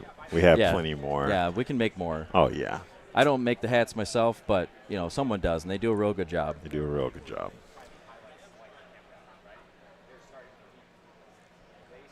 So it looks like there's a lot of comments in chat about, what are we doing, where are we at? So to kind of clear up some of that confusion in the YouTube chat, if possible, to make it as clear as possible, we are at Las Vegas. We're in Las Vegas, Nevada. We're at the Rio in Las Vegas, Nevada. At the Rio yes. in Las Vegas, Nevada, at the Flight Sim Expo. This is my first time here. This is Cam's first time here. It has been an absolute blast. I don't even know. I never thought it was like this amazing. Yeah. And it's just still blowing my mind, and I don't want to leave. I'm going to see if they'll extend it an extra day for me. But we are on the floor in the Rio at the convention center. And our competition is in Death Valley, about 100 miles west of where we are sitting right now. I think it's is it 100 miles or an hour? I couldn't remember. Oh, okay, an hour, sorry. It might be either one. I had a 1 in my head. But yeah, so the competition that's at our new airport called Furnace Creek. It's in the Flight Sim store and the official Microsoft Flight Sim store. You can grab it from there. It's only $4.99. And we have the Got Cheese livery. This is someone who lives across the pond from me. I'm from Michigan. Well, this livery here is the Got Cheese livery. I think it was made for our pilot here, Zach, by Got Friends. And he said, I want to make it a Wisconsin cheese theme. Even though, Michigan has some towns that claim to be the cheese capital of the USA. Okay. I think Wisconsin probably has us beat. I do like me some cheese curds. Michigan. Yeah. Oh, you ever have Culver's? Oh, so good. Oh, Culver's is so good. And a nice view of our sponsors there. FSEXPO, Toby, Thrustmaster, which we're going to be doing the Thrustmaster giveaway to one of the pilots that's competing today, along with some prizes for the winners. Parallel 42 sponsoring the event. Got Friends sponsoring the event. All great developers. And we have one more to load in. So as you guys know, sometimes in the flight sim, it takes a little bit. Internet, things like that. Yep. We're waiting for someone to load in. In the real world, you could run out of gas, and not make it to the trip. Not make it in time. So some of these things in the flight sim, a lot of times it's just the internet. We got Maggie Lobert in the chat that says that she made the livery for Zach, or with Zach. Oh, I thought Zach. I swear Zach told me that it was like a Got Friends something collab or something like that. But maybe I wonder if I read that wrong. It was pretty quick. I wonder if Maggie is like Zach's cousin, because Zach told me that his cousin had worked on it, and some who knows.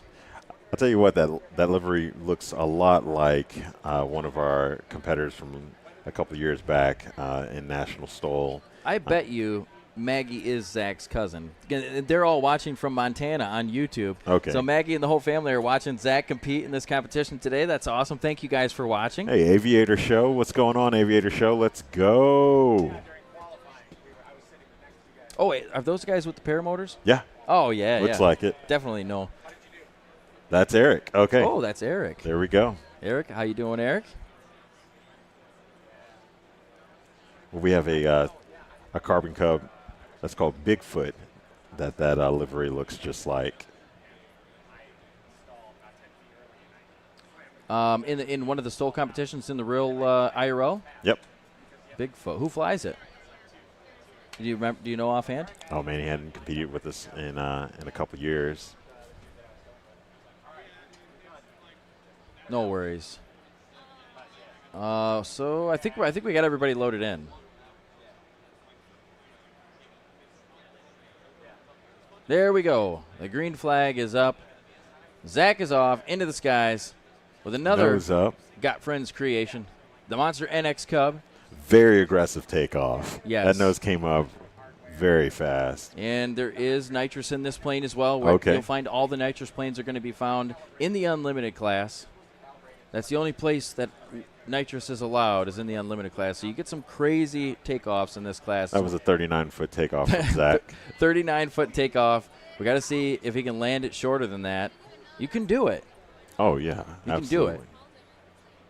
But you got to be poised. Especially in the NX. And here we go with the Carbon X Cub from Rico. The X Cub, and now this is actually the Red Bull Cub. So Okay. if you're familiar with the Red Bull Cub and the flight simulator, that is what he's actually flying. So it does have nitrous in it. Again, so that's another plane with nitrous. Why you'll find it in the unlimited class. And that was a 71-foot takeoff, so the NX is outperforming. And we have another Kit Fox coming up here. It looks like Samuel G. Pretty sure Samuel competing here with us today. Yep. Station number 1. At Station 1, Samuel. With a 98-foot takeoff. I mean, these are great numbers. 98-foot takeoff in the Kit Fox. Now the Kit Fox doesn't have the nitrous, but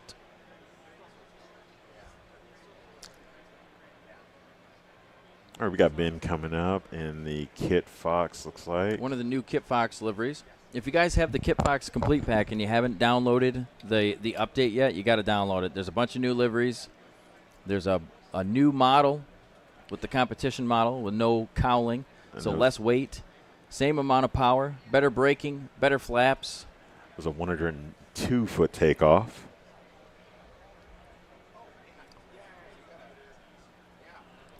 So if we compare some of these scores together, the shortest takeoff we have right now is 39 feet.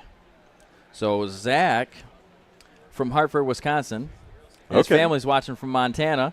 Zach is the kind of the star of the show right now. All right. I mean, he's got the next best one's 43 feet, and that was Cat. I think Cat might be sweating. I would be too. And it looks like these numbers are coming from nose wheel aircraft and not our traditional tail wheel bush aircraft. And you know, it's nobody really ever flies the NX Cub. I think this is maybe only the second time we've had the NX Cub in the competition. It seems like a lot of the people want to fly the tail wheel aircraft, and so they seem to be the hotter thing in the flight sim. But lawn darting it in. I don't know where they're going to count that stop at. Looks like there may have been some movement. Some secondary backwards movement, a little reversal. Sometimes I have a little of that in the flight sim. And we got a number of 65 with the combined score of 104 for Zach in the Got Cheese Carbon Cub. So he's 2 feet behind, Pete C, and 8 feet behind Cat. So that's good enough for third place for Zach in the NX Cub. Coming in is Rico Stoyer from Germany. Flying beautifully landed. Short stop. I think he gave up a little bit, though, on the landing. Maybe just a little bit. That's okay. They all still have one more round left. Oh, we got a 70-foot landing for Rico. So 70 foot from Rico with a total of 141, which is still really short. Looks like that'll be good enough to take 4th place.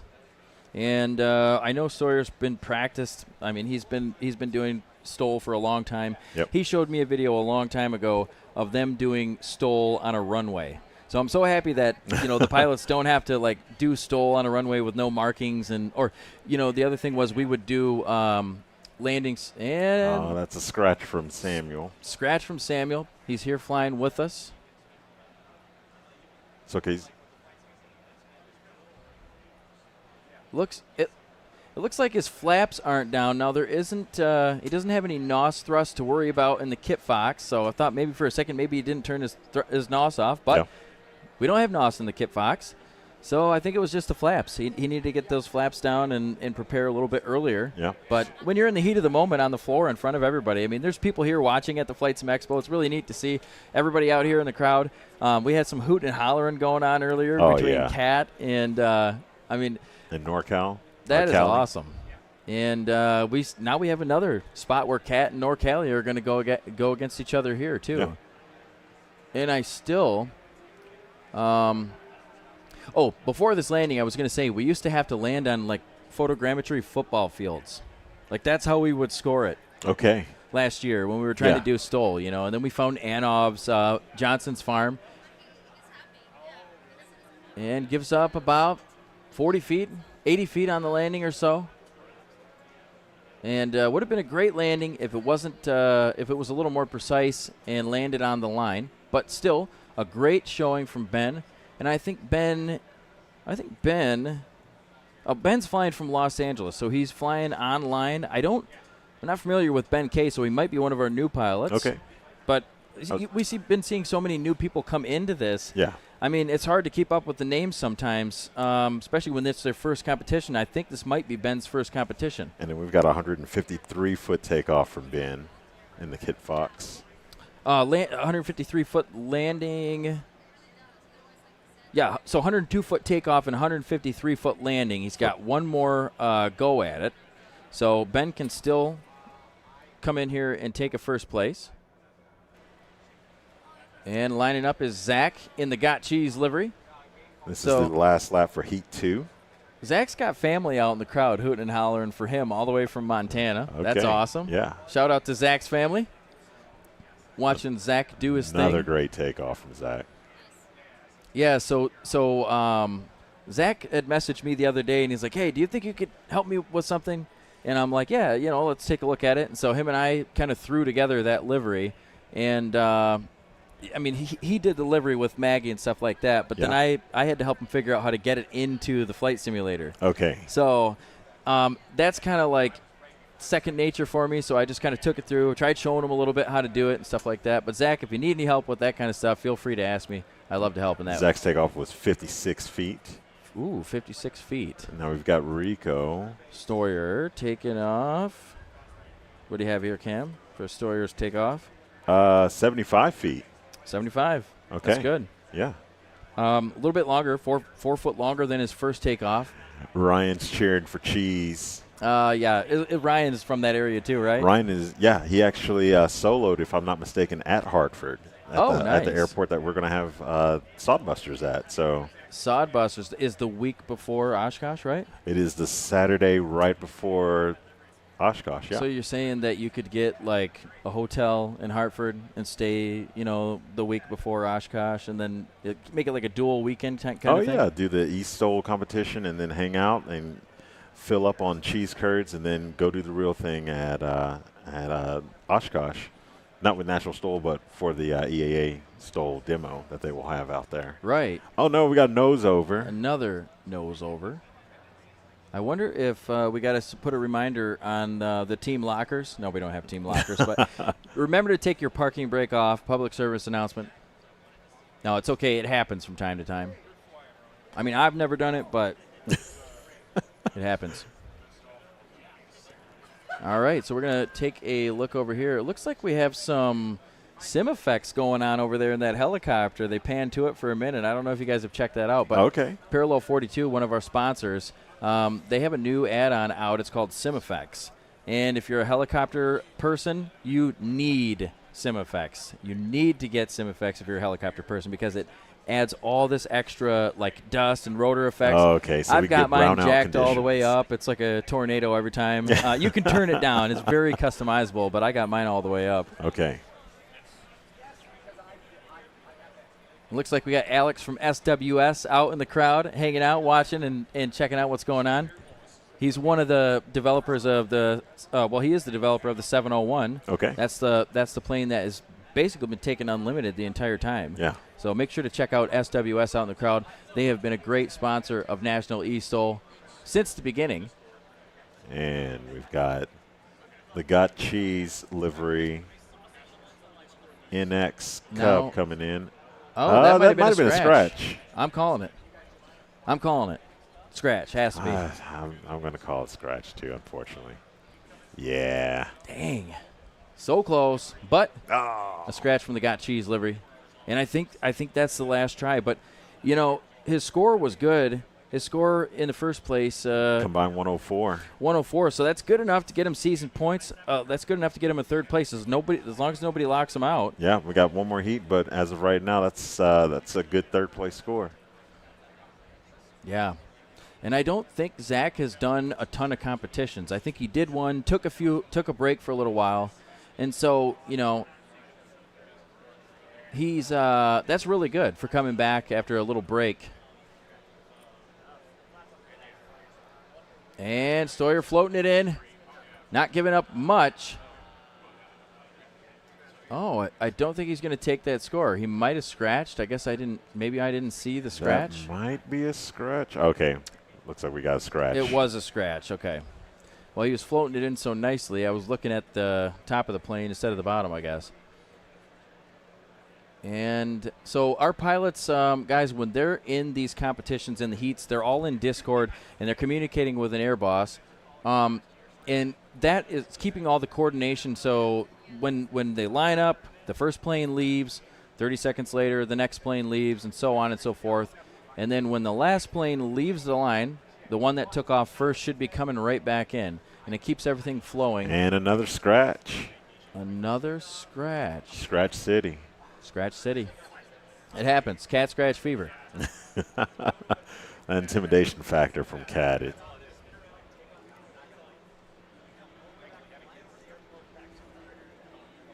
Okay, so guys, we're not going to go to commercial. We're going to keep it rolling. We have the last heat in the unlimited class, and this is when we're going to do the Thrustmaster TCA Captain's Pack giveaway. All right. So thank you to Thrustmaster for sponsoring, and they're providing the giveaway. I'm excited for whoever's going to win this. I don't know who do you think is going to win it.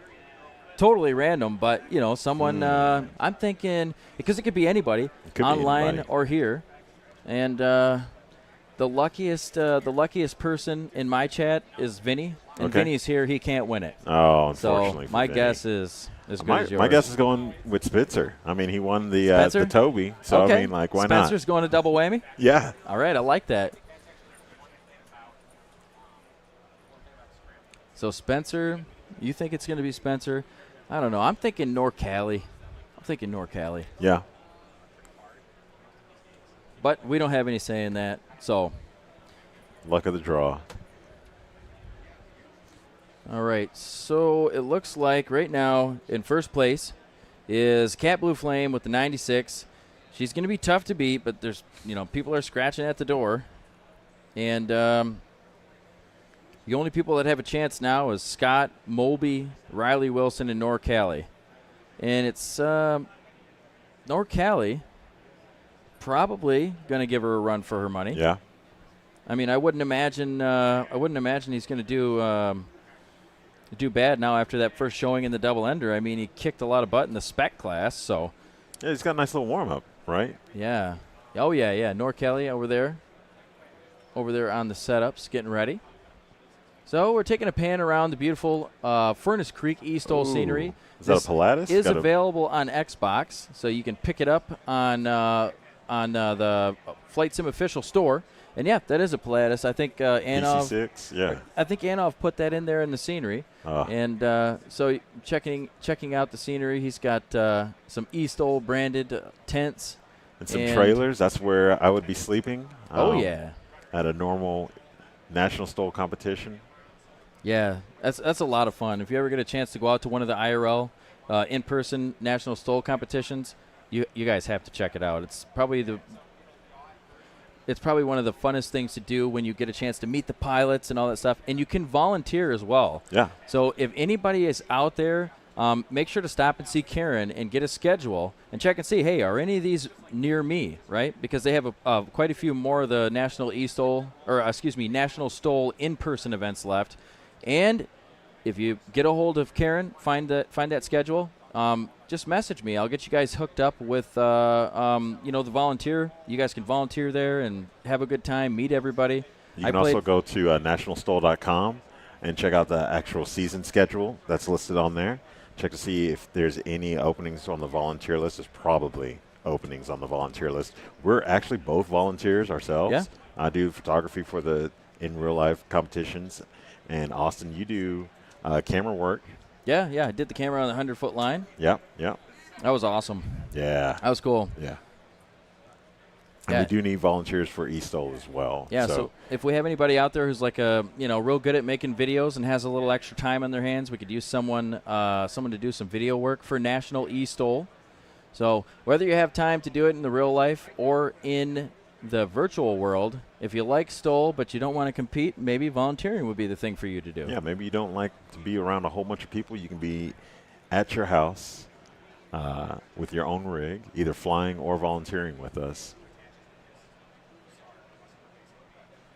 So we're waiting for the third heat to get ready here. Now this is when we're going to do the Thrustmaster giveaway. So one of the pilots that's competing today, whether they're here or online, and we will ship, if someone wins it online, we will ship it out. Actually, I think Thrustmaster said they were going to ship it out. Okay. So, but if not, we'll ship it. But I'm almost positive Thrustmaster mentioned to... It will be shipped to you if you win it. Yes, you won't have to drive anywhere.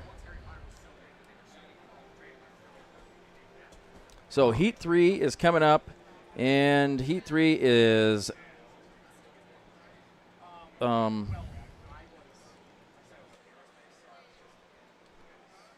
So we have Moby, Riley Wilson, Scott Gist, which is Galaxy Man, and Norcali J.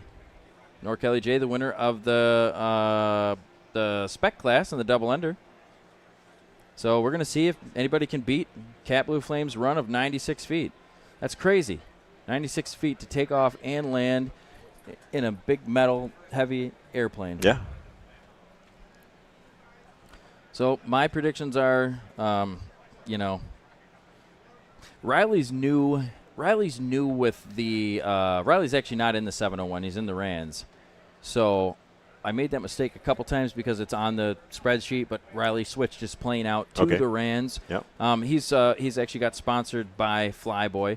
So I think the plan there is to fly the S21 when it comes out. Because Flyboy has announced an S21 for the flight simulator, Microsoft Flight Simulator.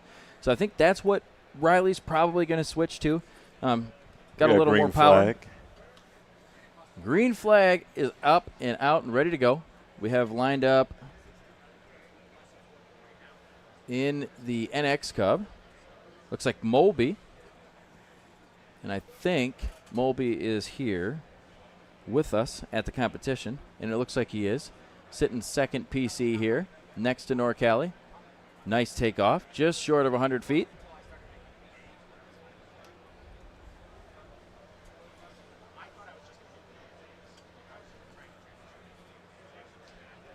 And we have that in-cockpit camera footage.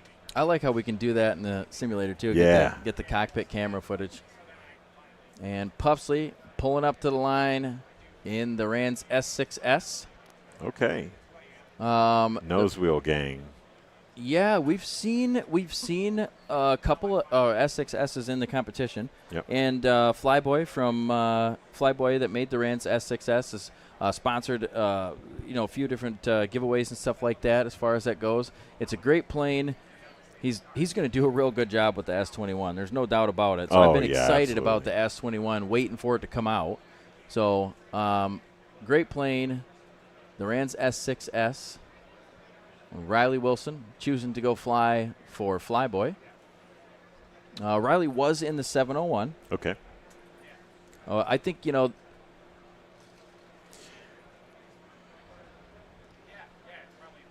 so we have giveaway for the Thrustmaster TCA pack coming here, and pretty interesting to see like the Airbus thing. I think if I won that, I would probably want to start flying airliners a little bit and get used to it. Oh yeah, because it's like it's like made for the A320, but you can use it for whatever. Yeah. So one of our viewers is going to win that, and Thrustmaster, they have a giant booth here. You can't miss them. If you're still here walking around the floor, you can go check them out. I think they have like 2 facings or 3, 4 facings or something like that. I want to go check out some of that stuff when we get a chance to. I don't know when we're going to get a chance to because we've been working so hard. Yep. But make sure to stop by Thrustmaster's booth. And Thrustmaster was the very first flight sim setup I ever had. Okay, yeah. Yeah, and that's actually what we're using here today on the floor. Thrustmaster provided those T-Flight HOTUS X's for us, so it's a great one to start with. And, you don't have to drop $500-600, and you can get started in the flight sim real easy with that. And I think my favorite thing about it was it had the throttle and the stick. All right, so I think it's Nor Kelly take off yet? Let's see. I think Nor Kelly's up in the air. Let me lean over and see. Yeah, Nor Kelly's in the air, so I must have missed his takeoff, but it was 79 feet. So with a 79-foot takeoff, it's not going to beat Kat's 57. So Kat's got another run. Kat's she's got her claws dug in deep. Yeah. She's probably gonna hold on to this lead unless we see some crazy something crazy come out of the chat. Question from chat: when does volunteer signups open for Sodbusters? Yeah. They're open right now. You can volunteer at any time. So just make sure to check out nationalstol.com, and there's a volunteer link on there. And you can check that out. But, yeah, they're open right now. So if you want to volunteer, make sure to check it out. And you can do it at any time. So it looks like we have a safe landing here over the line. It looks like a good landing. That's 174 feet from Moby with a combined score of 257. 257. So it's going to put him right in the middle of the pack. Mulby is competing here, so it's got to be his first time. Yep. And so he's competing here from the competition floor. We had yesterday we had our qualifiers. We had pretty much the entire day. The booth was filled, and people were in and out and in and out and in and out. And like, I was surprised at how many people actually did really, really well. We didn't really have to like hold anybody's hand too much. It looks like we got to go a 360.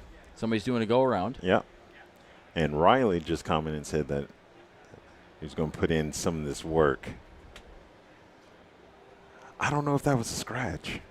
I don't know. I mean, I don't want to say it was, but it's under review right now. Under review. So we do have a under review score here. Might have been a scratch. We're gonna have to make Anov put his glasses on and see what he can see there. The cool thing about this runway is you don't have to turn the grass off. And it looks like we kept that score. It's a 161, so 161 feet for a combined total of 270 feet for Riley Wilson.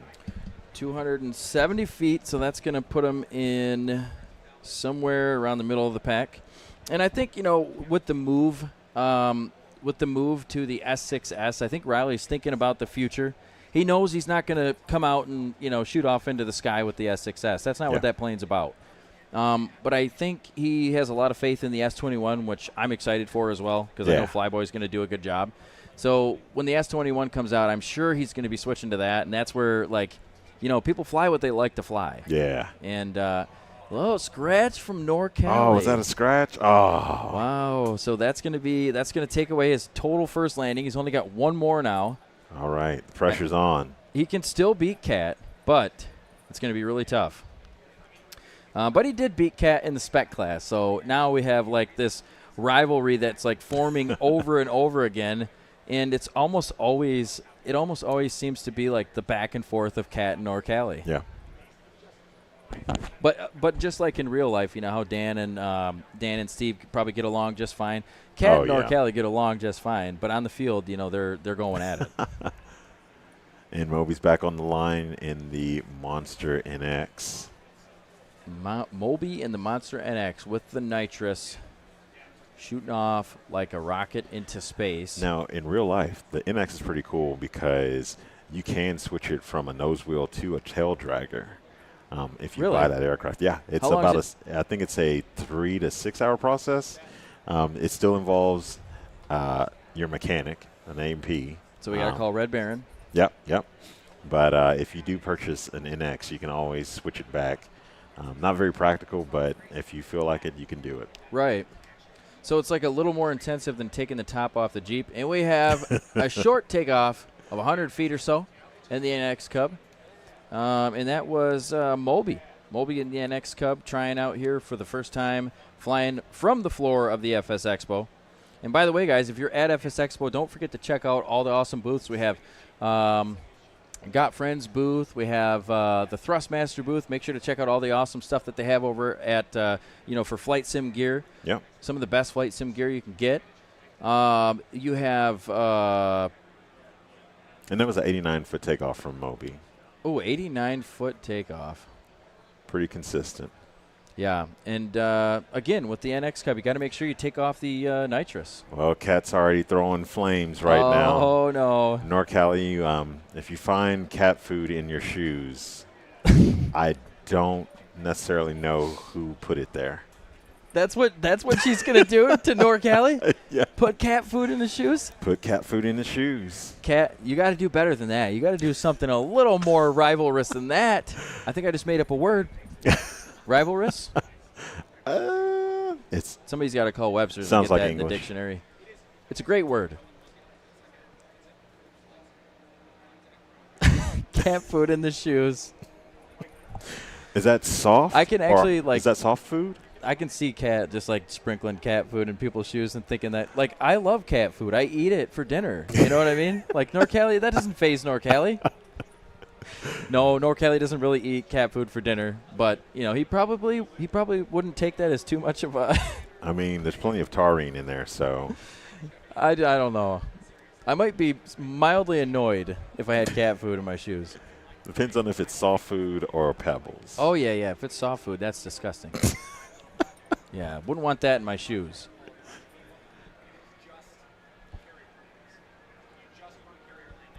The NX Cub, I think that's Moby coming around. Yep, and that's a 86-foot takeoff from Norcali. Oh, so we had Norcali. So we're on board with Moby. Yep. And so he had an 89-foot takeoff, which is great. I mean, it's right in line with all the other takeoffs, and you got to think this is the guy's first time ever doing this. Now, we don't know what his real life background is. I mean, he may be, for all we know, he may be a fighter pilot. You never know. You never know.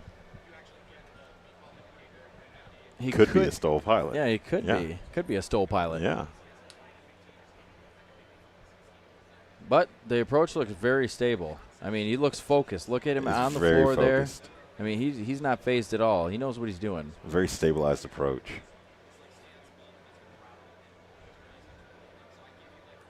He's living dangerously, not being able to keep an eye on the STOL line, but he's probably viewing outside the cockpit. No, actually, we have the view from onboard, and he's sticking inside of that internal that cockpit cam. All right, he's sticking to his guns. All right, and it's coming down. Landing. Just a little long. Probably gave up 200 feet. Yeah, gave up 180 to 200 feet or so. Yeah. But when you can get those kind of, tied back into, landing on the line, or I mean just after the line, excuse me, you can't land on the line. And that's a 242-foot landing from Moby. So was able to get it stopped in 242 feet. Yeah. So it wasn't better than his first round, but his first round was great, 257 feet. And that'll put him right in, I think, 5th place. And Riley coming in, giving up just a little bit under 100 feet, looks like. I wonder what's going on, if there's something going on with the wind, because, typically you don't see Riley giving up a lot of space. Okay. But he is in a new plane. I don't know how much time he's had to practice with it. So just 100 feet longer than Moby. 342 feet on that landing for a combined total of 468 and on that last run. NorCali rounding out the unlimited class. Stick around, guys. We're going to be doing a giveaway of the Thrustmaster TCA Captain's Pack. That's going to be exciting. I hope I'm saying that right. I think that's what it is. I think so. So we're going to do the results, and then we're going to do the giveaway. So one of the pilots that competed here today, online or in person, is going to win that. NorCali. All right, that looks like a solid landing. Yeah. Just a bit over 60 feet. 60 feet or so. 66 feet. 66 feet, so it's still higher than Kat's, 152. It looks like Kat's going to take home the first place at the unlimited class, and I think that's just the new norm. I think it's a win-win situation. I mean, NorCali walks away with no cat food in his shoes. Yeah, so, right, yeah. Cat does, that works. And, cat cat food in the shoes.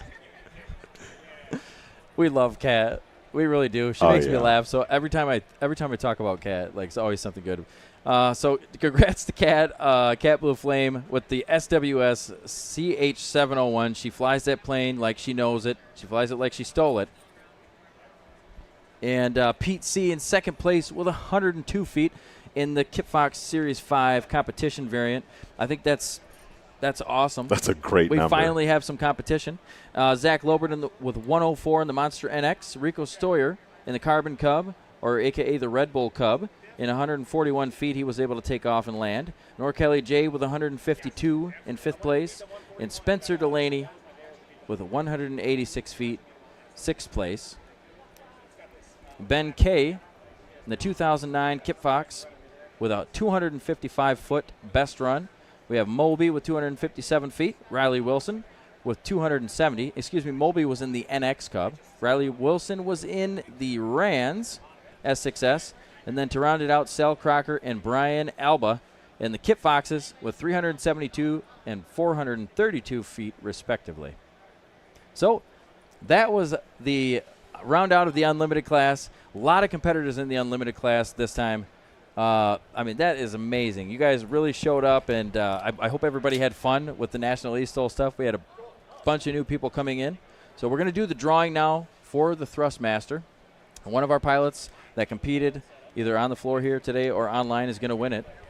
And so we'll get that drawing up. All right, here goes. And another one from the floor. Moby wins the Thrustmaster pack. Let's go, Moby.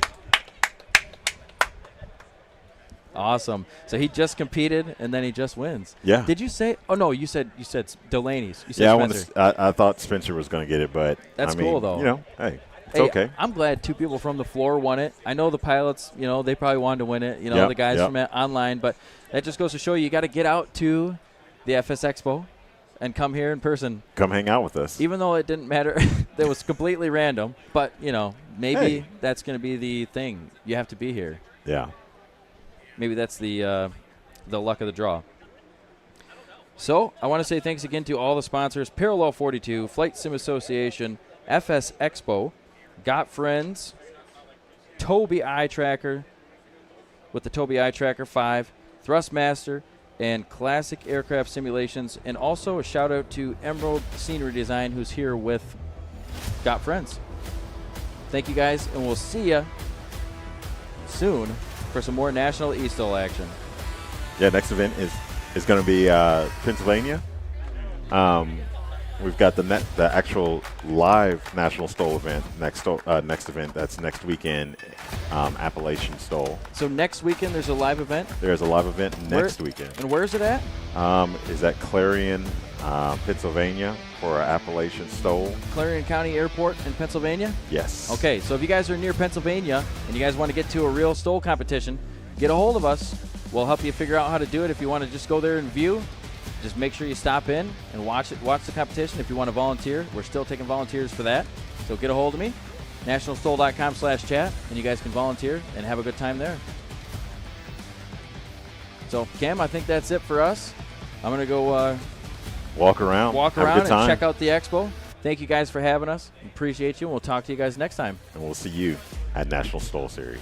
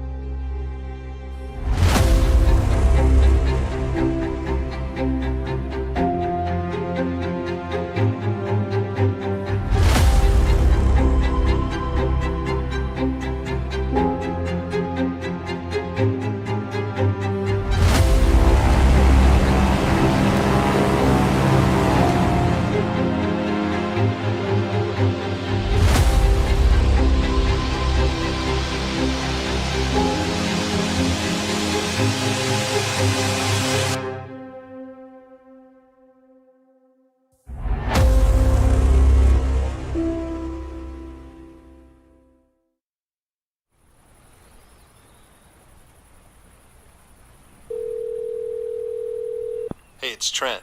Fly low, don't die.